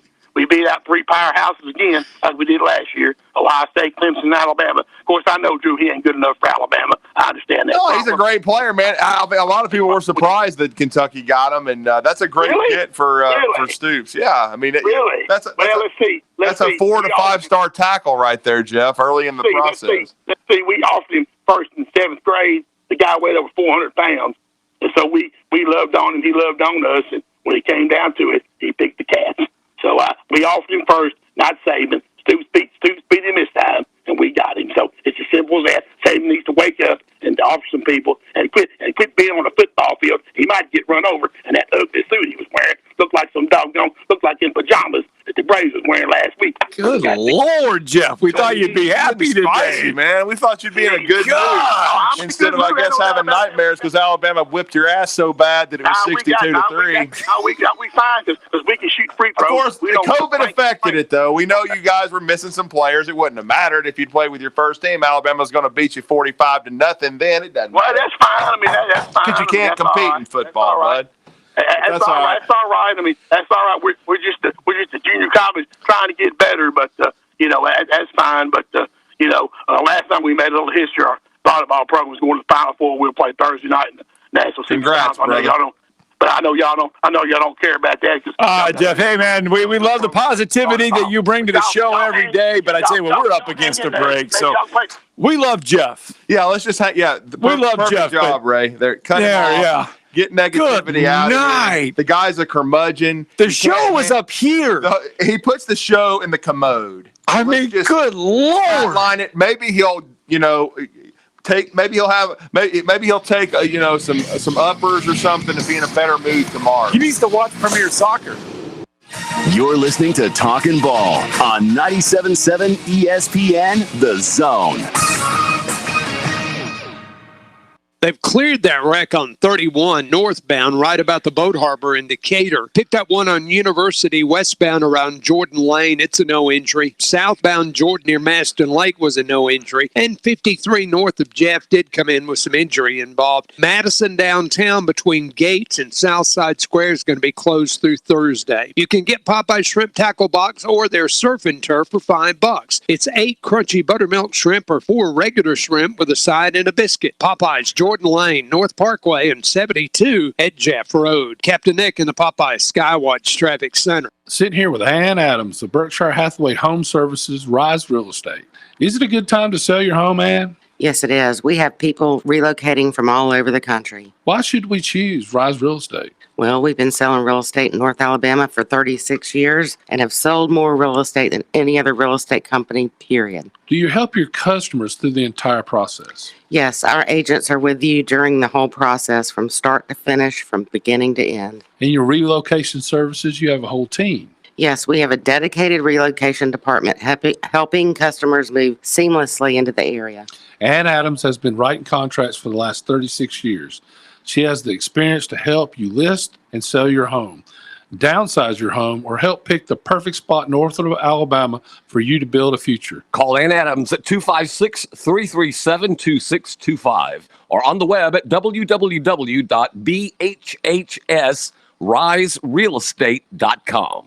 McCurry Motors is your car and van rental headquarters. You can rent the vehicle you need today. Family in town, sporting event, church function, no matter what your need, McCurry Motors has you covered with a wide selection of cars and vans available for rent. They have 12-passenger Mercedes Sprinter vans, 12-passenger Ford Transit vans, 15-passenger Ford Transit vans, and 15-passenger Chevrolet Express vans. They have 2 locations, Highway 72 in Athens or Max Luther Drive in Huntsville. This is Wes Neighbors talking to Chris Haygood of Bob Wallace Appliance. Chris, what sets you apart from other appliance dealerships? Wes, these appliances are going into the most used room in your house, your kitchen. The way we have these appliances displayed, it's easy for you to visualize how they'll look in your home. Wes, what sets us apart is the people. They're well trained. In fact, they live and breathe these appliances. And if you need service, you'll really appreciate our parts department. Contact Bob Wallace Appliance at 256-533-2121. Coming up next, it's the Tom Abraham Show with me, Tom Abraham. Now back to more Talkin Ball with Scott and Drew. Okay, Billy's ready. Mike's on. All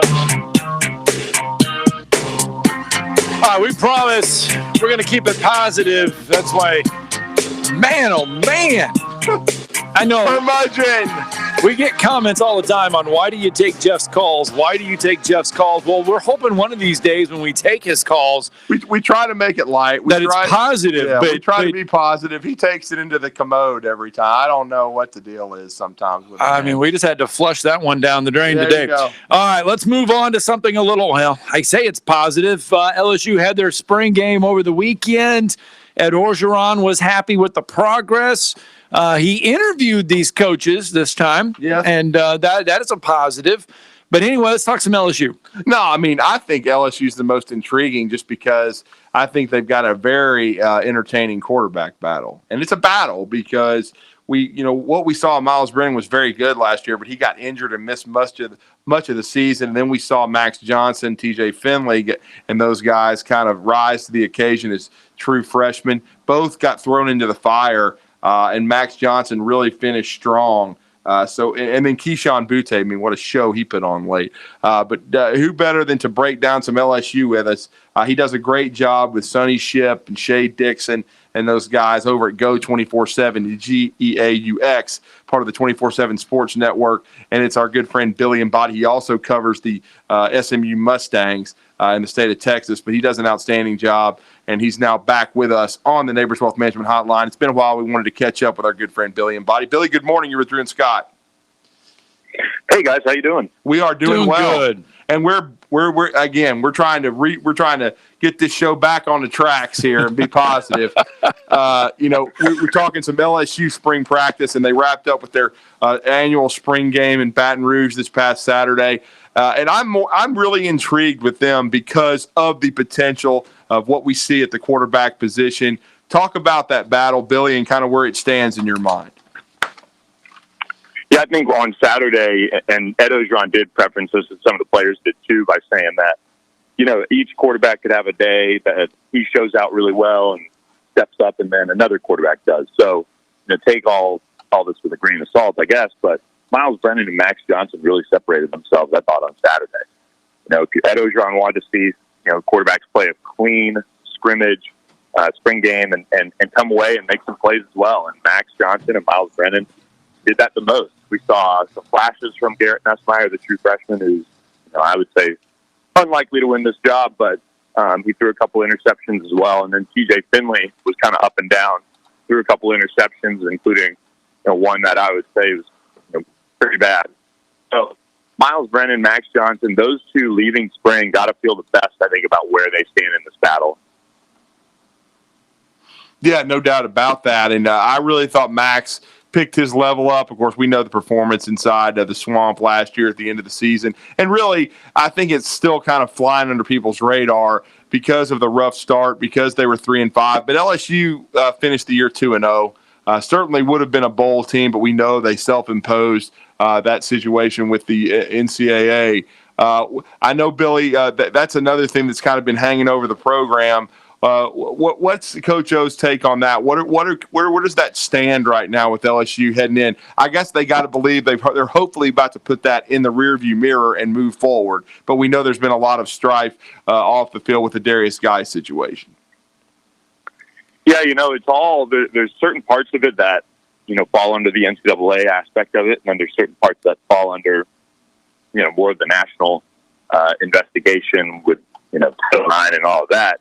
So the Guy stuff and all of the allegations from that side of it all, and Les Miles, and everything like that, and the Sharon Lewis lawsuit, that's all, I don't think that necessarily ends up affecting them with the NCAA. It could be wrong. I just don't know what the NCAA, what their rules are for that type of stuff. But then, the Our Lady of the Lake and Vidal Alexander stuff, that kind of, you would think is almost in the rearview mirror, and we'll see what the NCAA says as far as additional punishments, if any. But they self-imposed that bowl ban because of that. They self-imposed some scholarship limitations over the next few years. And, Ed Ogeron kind of handles all that like he always has, which is just, hey, that's the university thing. We've got lawyers, we've got this, we've got that. They're dealing with that. I'm focused on trying to get the team right. Yeah. And obviously last year didn't go the way that they wanted to. So there's a bunch of new faces on that side, and getting that team right was a priority for him this year, this offseason. New faces on that offensive side, going back to what going back to the style and system that worked on that national championship run. Exactly. And I think, and we didn't get a chance to see it all, of course, on the spring game, and they said they were going to be pretty vanilla, but they also were so banged up at running back. Ty Davis-Price was their only scholarship running back who played on Saturday. But John Emery would be the one that could really make things go, and then they've got two really good signees coming in who both, especially Armani Goodwin, I think, would be really good, catching the ball at the backfield like Clyde Edwards-Helaire did. So all of those kind of factors in. They need receivers to step up. They don't really have a tight end. I think that you can count on right away. Cole Taylor had a really strong finish to his freshman year, but he's not a bad Moss kind of pass-catching threat in that respect. So they've got some things to work out to make it look the way they wanted to, but they went 5 wide. They did a lot of, the basics as far as passing plays goes that we saw from 2019 offense. And if the offensive line can come together, that's the key. But, it certainly looked a little bit better than it did in 2020, from the perspective of getting back to the 2019 offense. Because really the offense wasn't that bad for LSU in 2020. It was one of the better ones in the SEC. It was just inconsistent.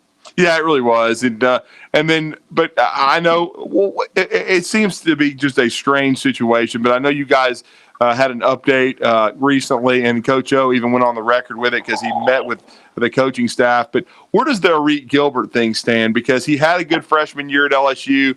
At the end, he decided to opt out. But is he going to come back, or does that thing seem like he's going to have to move on to another school eventually? We know he's not going to Florida right now. I think there's some optimism that he comes back, right, and comes back to to a familiar situation, and obviously coming to Baton Rouge and meeting with Ed Ogeron. I mean, that's a start. Yes. That's pretty important, and I mean, we'll see. I mean, it's one of those things where all of us in the media and quite honestly, all of LSU's coaches are, or at least sources we talk to are kind of like, well, it would obviously be great, but I'm not holding my breath. But if it happens, we'll figure it out. Hopefully, he can play. Yeah, I mean, he would be a huge addition. And then the recruiting has not been affected adversely because, of course, Max Johnson's younger brother, Jake, the number one tight end in the 2022 class, once again, and the son of Brad Johnson, he's already committed to LSU. So at least setting up for the future, it looks like tight ends being taken care of. Yeah, and they added Jack Besh, who's pretty talented wide receiver, kind of a tweener tight end in a way. In the state of Louisiana, they added Jalen Sheed out of the state of Mississippi, who has some size to him, played both ways. So those guys kind of have some under-the-radar promise, I think. And especially Jack could fit really well in the offense just as a pass catcher. I mean, he was really, really productive over the last couple of years of his high school career. And his teammates with Walker Howard, the five-star 2022 quarterback commit. So, yeah, the tight end position, the depth is starting to come around there. And then when Jake gets there, I mean, he's 6'5", 225 already, and is really, really productive. So things are kind of looking up, at least from building that position back up. Mm-hmm. Well, we talked a lot about who Alabama had recruiting. As far as their A-Day goes, did LSU have some high-profile recruits in town this past weekend? I know they couldn't visit with the coaches, but were they at least invited to come and watch?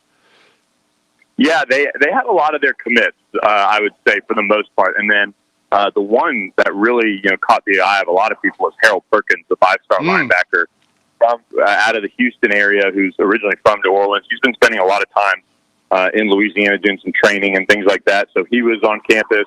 They had a lot of, I think, local area guys coming over and checking out, the game and things like that. But I think for the most part, everybody's gearing up for this summer. I mean, they tried to get some more guys over there to check out the game and things like that, and maybe get some out-of-state guys to make a short drive over. But,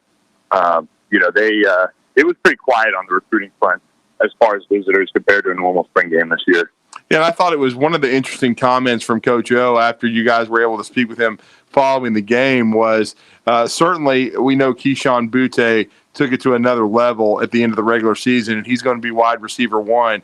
But Coach O talked about what you mentioned previously, Billy, the 4 and 5 wide, and a lot of these wide receivers, like a Chris Hilton or a Brian Thomas Jr. Sounds like he's counting on these dudes. He's wanting some of these freshmen when they get here to play prominent roles in their first season.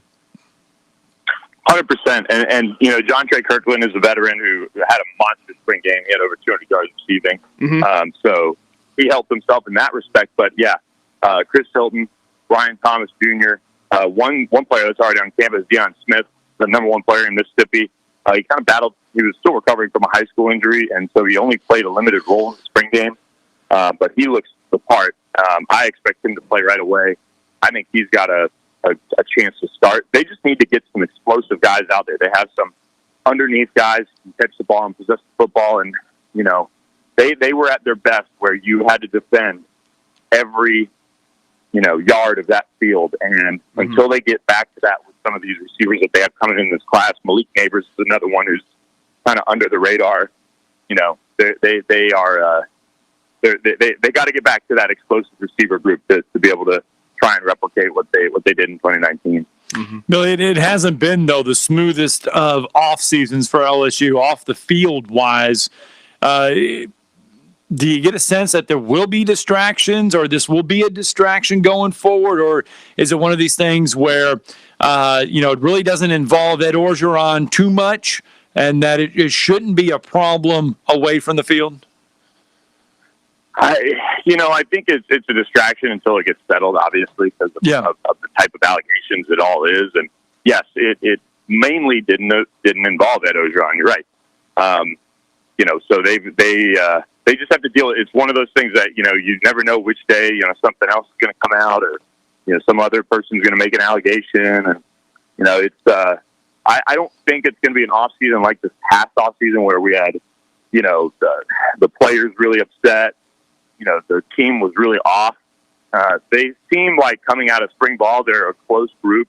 They're back to having fun. The new coaching staff seems to, at least, from a level of connecting with the players, seems to be doing a really good job. So I think on that front, we're going to see it be a little bit quieter, and maybe they'll be a little bit of a sleeper team, a team that people are sleeping on heading into 2021. Yeah, and we'd be remiss if we didn't ask you your thoughts on how the players have taken to Durante Jones and this defense, because that's really where most of the problems were for LSU. You brought it up earlier. Even though they had the quarterback injury to Miles Brennan, offensively they weren't what they were under Joe Brady, but they were still pretty productive. Defensively is where this team really struggled. How have they taken to Durante Jones in your mind? Yeah, everybody really has positive reviews, and for a guy who has kind of been a journeyman in a sense, he has a lot of people who fought for him to get this opportunity at LSU. Really impressive names, and he's worked out really well. I mean, we'll see what happens on the field and how well they're set up for success, and his calls and things like that. But I mean, just from a connection standpoint, the players really have bought in. You could tell there was a huge disconnect between them and Bo Pelini last year. Yeah, there was a huge disconnect. Yeah, that's no doubt about that. And then, Billy, when we're talking to Billy Embody, does a great job covering LSU sports and recruiting for Go 24/7. Before we let you go, Will Wade this offseason, some departures that we expected. Trendon Watford to the NBA, Cam Thomas, but he started to retool his roster.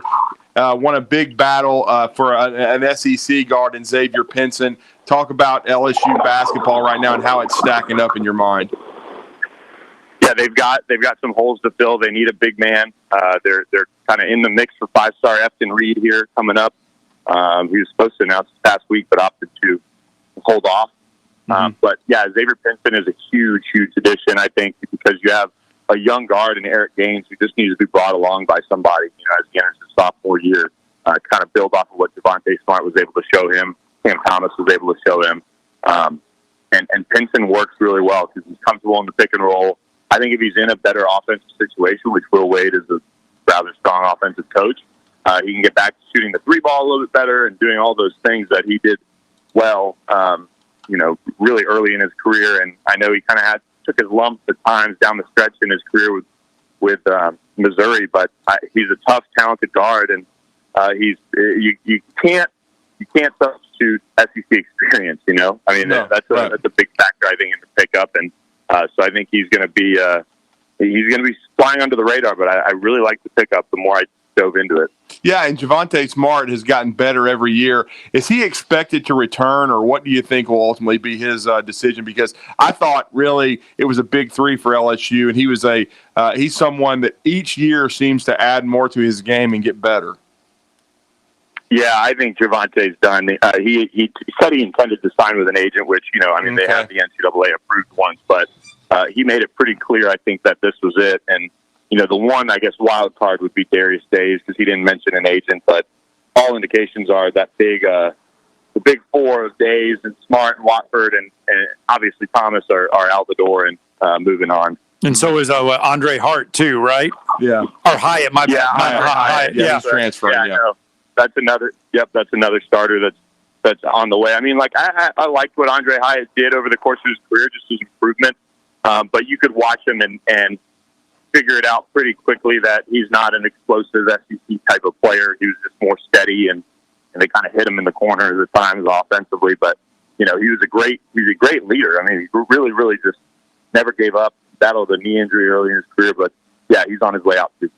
Wow. Great stuff from Billy Embody. Billy, let everybody know how to connect with you and the great staff over at Go 24/7. We really appreciate the time this morning. Yeah, you can follow us at go247.com, GEAUX247.com, and check out the whole 24/7 Sports Network today. There's a big 60% off VIP subscriptions if you want that inside kind of scoop on your team going into off season. Well, thank you for talking some LSU with us today, Billy. Appreciate it as always. Anytime, guys. Have a good one. All right, thanks, Billy. Yeah, you mentioned LSU, a whole new basketball roster, Drew. Yeah. Over 1,400 names is what we're in that transfer portal for college LSU, basketball. He just talked about the big four, Devontae Smart, Darius Days, Trendon Watford, certainly Cam Thomas. They're all looking like they're headed to the NBA. Darius Days, really good role player. They were much better when he was on the court, with them, because when he was injured early in the year, they really kind of struggled. But certainly it looks like he's going to move on. I would have thought that Javonte and Days might come back just simply because I honestly, I don't expect either one of them to definitely not go in the first round. Maybe round 2. I don't even think Watford's going to go in round 1, but we all knew that Watford was going to move on after year 2. I'm going to say it. They're taking a pay cut? Well, I mean, I'm certainly we just heard Billy reference the 5-star big man that had put off his decision. We don't call him Western Union for nothing. Let's go to break. Tomorrow's headlines today when we return. You're listening to Talkin Ball on 97.7 ESPN, The Zone. It's got a new wreck at Sparkman and Pulaski Pike. That one's coming in with injuries. Eastbound to northbound, coming off 565 to Research Park. Nobody's hurt. University westbound at Jordan also came in as a no injury. Everything else from earlier should be cleared out of the way. A lot of folks in last-minute dash mode. You be careful on the rest of your trip in. From routine care to heart failure, Dr. Randall Burns and the team at Huntsville Heart Specialists have the expertise to care for all matters of the heart. Captain Nick in the 72 and Jeff Popeyes Skywatch Traffic Center. Hey there, Bob Baumhauer here.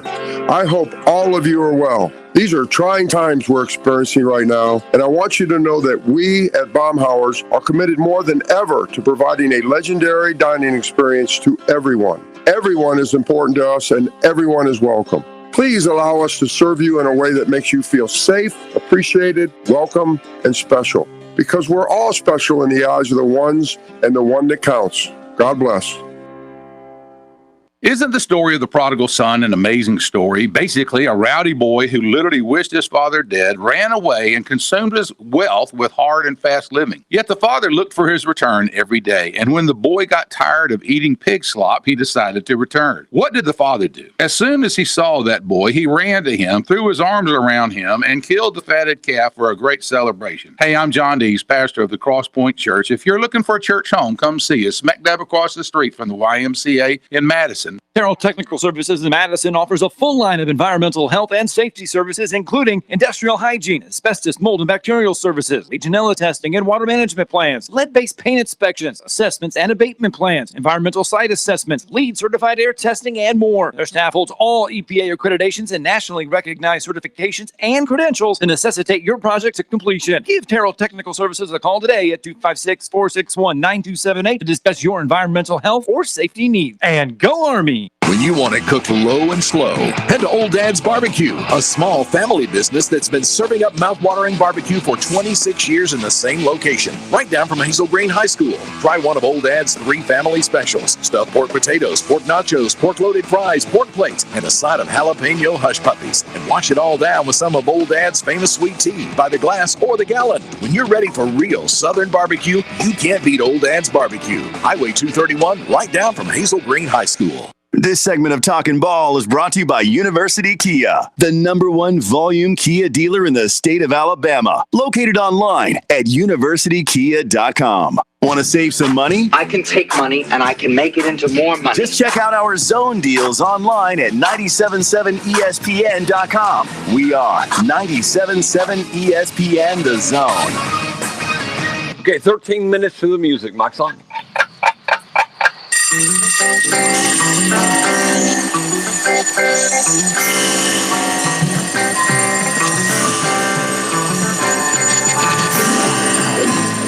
It's time for tomorrow's headlines today with Scott Theisen and Drew DeArmond on 97.7 ESPN The Zone. It is Tuesday. That means our tomorrow's headlines for us to talk about will come from our good friend, our intern, Jordy. What you got for us today on a Tuesday? Besides pining for Mac Jones to be a Patriot. Oh, no. I would love to see it. I would love to see it. All right. So I'm definitely not going to talk about the Premier League since things are already at a 10 and we're not trying to go full Brandon Marshall in here. So to calm things down a little bit, let's talk about some Alabama spring football. So it drew a crowd of 47,218 fans. Yes. And that is the largest sports crowd since the start of the COVID pandemic. So, guys. In the United States. In the United States. So wow, even in the United States. Now, I did not know that. Good job, Jordy. 47,000. Largest crowd in the United States. Well, we should have known, though, because of Joe. But go ahead. Keep going. And Dr. Dummy. Go ahead. All right, so we are rolling this morning. So we'll stick with the spring football. So apparently everybody loved what they saw from Bryce Young, and Bryce Young is opening up as the fourth best odds to take home the Heisman already this year. And obviously number one is Spencer Rattler, because passing yards is all you can eat buffet in Oklahoma until you play anyone good and then you lose. Fourth best Heisman. Isn't that funny? I mean, the guy is yet. I mean, look, it's Lincoln Riley has become the quarterback whisperer. Everybody wants him to go on to the NFL. I mean, they're going to be productive offensively. You know that. Are they going to be good enough defensively to ever win a championship? That's the biggest question. Is Alex Grinch going to be able to get them good? You know, are they going to be good enough to be able to win a playoff game? Because they've never won one. They're one of the 15 best to be in the Super Conference. Well, I knew that. But I mean, you know, but again, Oklahoma's biggest problem has been defensively. Yeah. And when they get to the playoff, they've never won a game. They had one chance. They had a golden opportunity in the Rose Bowl to beat Kirby Smart in Georgia, and they choked on Sauce the second half.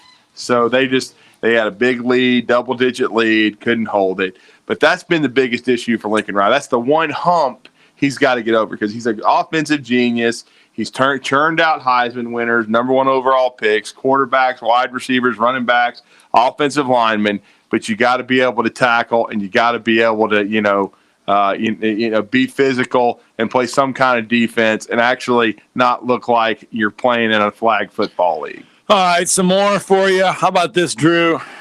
You need to say a happy birthday to the old ball coach. Oh, Coach 76 years old today, and that got me thinking. Just a couple of his greatest quotes ever. Free Shoes University. You know what FSU stands for. Yeah. Free Shoes University. Yep. In Knoxville, they're still doing cartwheels because they went 7-6 and won a bowl. Well, don't ever forget, you can't spell citrus without UT. There you go. When he makes fun of Peyton Manning, he says, I know why Peyton came back for his senior year. He wanted to be a 3-time star of the Citrus Bowl. And then he did take a shot at Alabama over his time. Yeah. He said, in 12 years at Florida, I don't think we ever signed a kid from the state of Alabama. Of course, we found out later that the scholarships they were giving out at Alabama were worth a whole lot more than ours. Yeah, I mean, of course, he doesn't want to mention the fact that half of his kids at times were talking to sports agents and probably signed with them, but that's another story for another day. And then on the illegal hits against Danny Werfel, he's like a New Testament person. He gets slapped upside the face and turns the other cheek and says, Lord, forgive them, for they not know what they're doing. I'm probably more of an Old Testament guy. You spear our guy in the ear hole. We think we're supposed to spear you in the ear hole. That's the kind of where we're a little different. Well, he got his revenge. Just some Steve Spurrier-isms. Happened in the Sugar Bowl, and Coach Spurrier did something he hated, because and it's kind of ironic with him being as wide open offensively as he was, Scott. Yeah. But he detested the shotgun. He liked going from under center. And they put the shotgun in for Danny Werfel so he'd have a little bit extra time against the Noles, and they destroyed Florida State to win his only national championship. But see, another thing, Coach Spurrier, as great as he was, and he was one of the greats. Now, he's not Nick Saban, not even in the same category, and that is without a doubt. He was an offensive innovator, though. He won at Duke. He won everywhere he went. South Carolina, Florida, he turned all the programs around. He was I still think he's one of the better, SEC story. They called him the believer, because that's why he took the jobs that he took. He took the Duke job because everybody told him, you can't win there. He took that. He won the ACC. He had Billy Ray from Alabama that transferred over there. Then he goes to Florida, and at the time they were coming off probation. Charlie Pell, they were in the toilet. They weren't any good. And so he just was ahead of his time because nobody was throwing the ball around like he was doing. And then he goes to South Carolina, and he's able to, for the most of his tenure, have as much success as any coach they've ever had. So he was a great coach, but he never went undefeated, not one time. And so because most of the time he didn't have an elite defensive coordinator, he only had one time. That was Bob Stoops, who helped him win it all in '96, but they took a loss to Florida State in the regular season before they bounced back. But, he never went unbeaten. But he was still an innovative coach. And you got to love Coach Spurrier just because of what you just said. He will give you an answer. He will give you an opinion. SEC media days were fun when Coach Spurrier. Of course. We were there. It's still fun. I mean, he was at a Florida Pro Day, and of course they ran him down, and of course he had no problem talking about Kyle Trask and what he hoped happened in his career in Florida football. And he's got an office. So, I mean, sometimes I think Dan needs to go down there and maybe talk to him a little bit. No, Dan will Zoom with him. Oh, well, no, come on. Dan will just Zoom with him. He's not going to get up and go visit with him. He might want to, talk with him a little bit about spring games and. But of course, Coach Spurrier had his own controversial things he said. So yes, that's true. They're kind of cut from the same cloth. Neither one of them ever believes they're wrong. Brandon, our good friend Brandon, has a suggestion for us on Facebook. He says, the next time y'all have a doctor on the show, can you have a doctor to talk about hypertension and stroke? Maybe one that can prescribe Xanax for Jeff before he dies of extreme hypertension. Yeah, everybody talks about me being fired up and wound up. I was trying to be nice to Jeff from the borough, and he just he wanted to talk about Kentucky volleyball since they suck and everything else. I mean, he had brought up every sport that Kentucky plays. Well, I mean, he's got to. You got to keep going down. Listen, you get so damn far down. Ain't nothing left to talk about. I mean, you sure as hell can't talk basketball. I mean, they are the standard in SEC basketball, but this year they were in the crapper. So there's not really a whole lot you can say. And then you got guys like Askew deciding to go to Texas. Everybody's like, he's going back to California. Hell, he just wanted out of Lexington, man. I mean, he went to Texas to play for Chris Beard, who's actually been to a Final Four in the last few years, instead of bitching about everything. 256-576-4977. If you've got any time, you got time to give us a call now. We got about 4 minutes left of the show, but it's got to be positive. We can't go negative like Jeff did today. We covered everything with Billy because, again, you have to talk about some of that off-field stuff. We didn't talk about it a lot, but we had to talk about it a little bit. I mean, but we're trying to be positive. We're trying to talk about Durante Jones and then the quarterback battle because I think LSU has some talent there. Keyshawn Butte, outstanding wide receiver. So they've got some talent at LSU. It's going to be interesting to see if they can turn around. And like Billy said, they're kind of flying under the radar.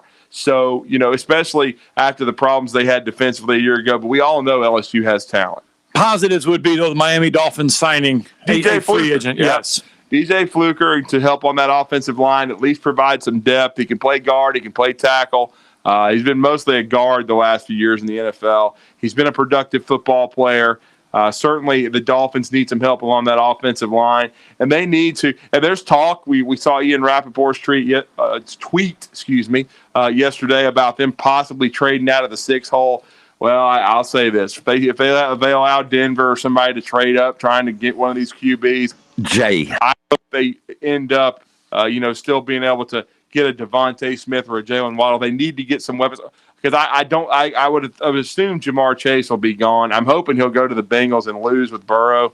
I mean, that would be just fine. I hope Joe can turn around the Bengals. Okay, I have nothing against Joe Burrow. Hell of a player, hell of a guy. Really enjoyed interviewing him when we actually got to go a couple of years ago for SEC Media Days. One of the best interviews we had. But why don't just reunite them and then see if either Tua or Tua can reunite with either Devontae Smith or Jalen Waddle. Let's go to the Neighbors Wealth Management Hotline. Jay with us on a Tuesday morning. Good morning, Jay. Hey, good morning. Morning. I'm going to be on the positive note. Kentucky has turned into a great Title IX because all their women's sports are really taking off. Well, yeah, you could say that. Yes. You could say that, Jason. No doubt about it. Yeah, they won women's swimming this year. Their volleyball team is good, yes. Yeah. Yeah. Softball's been solid. Yeah. They got a heck of a women's program there. Yeah, I mean, they actually made the NCAA tournament in basketball on the women's side, but Jeff don't want to talk about that. But the one thing we did learn, though, that twins are not brothers. Yeah, they're not brothers. They're twins. Hello. What was in your coffee this morning? I mean, I couldn't believe that. That kind of flew under the radar. I'm giving them compliments. They're not brothers. They're twins. I mean, what the heck are you saying? I mean, come on, man. He might have been nipping on the bourbon early. I don't know. Maybe he put some bourbon in his coffee. I have no idea. Let's get that. I got a question for you on the positive side. Sure. Kentucky's football team beat anybody in the top 25 in the last 2 years? Probably not. I don't think they have. I was just wondering when they're going to get that one big win. Well, I mean, we hope they came close against Alabama. Yeah, they came close in Tuscaloosa. It was a game went down to the last 3 minutes before Herb Jones said no soup for you. Yeah, I mean, they do real well. That's about it. Year against Eastern Kentucky and Morehead State. Then damn the conference schedule starts. I mean, good Lord, when they beat Morehead State, I think this year in the opener, it took them almost a month to win another game. You're right. I mean, they're sort of like Missouri. They do real well until the conference schedule starts. Well, or they play somebody in the top 25. Yeah. Jim. Thank you for the call. Positive, Jason. I need to give a shout out, and I saw this. Auburn put this out yesterday.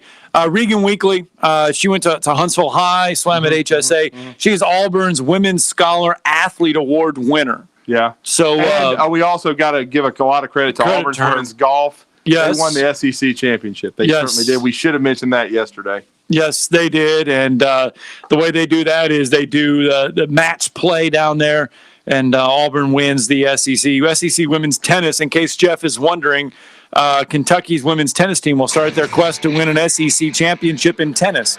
So maybe he'll stay up and watch that as well. I'm sure he said he was watching all kind of stuff this weekend, trying to stay happy. Yeah, and figure out that the twins are brothers. That is something we all learned today, that twins are not brothers. Yeah, they're twins. Or sisters, I guess. I mean, they could be, I guess, they're not brothers or sisters. I'm sorry for everybody who's Premier League fans that I insulted your sport. You insulted everybody of them. I'm sorry. I just don't. That's not what I'm about, man. I can't stand it. But thank you to Billy Embody. Thank you to John Frary. Been a great show. We had a lot of fun. We did. Bizarre and Joe Hunk at 10. Don't forget Sports Med Physical Saturday, May 1st, Trash Panda Stadium, 8 a.m. to 10 a.m. Sports Med, Sports Physicals. Hey folks, this is Arthur Seaton, managing partner of University Kia, here letting you know we are proud supporters of Madison Academy football. And a quick shout out to my son, Avery Seaton, number 19. Stop into University Kia today and shop our large selection of new Kias, including our all-new Telluride 8-passenger SUV, the stylish new K5, and the sporting new Seltos. Visit universitykia.com to view all our great offers and get pre-approved in minutes so you can drive home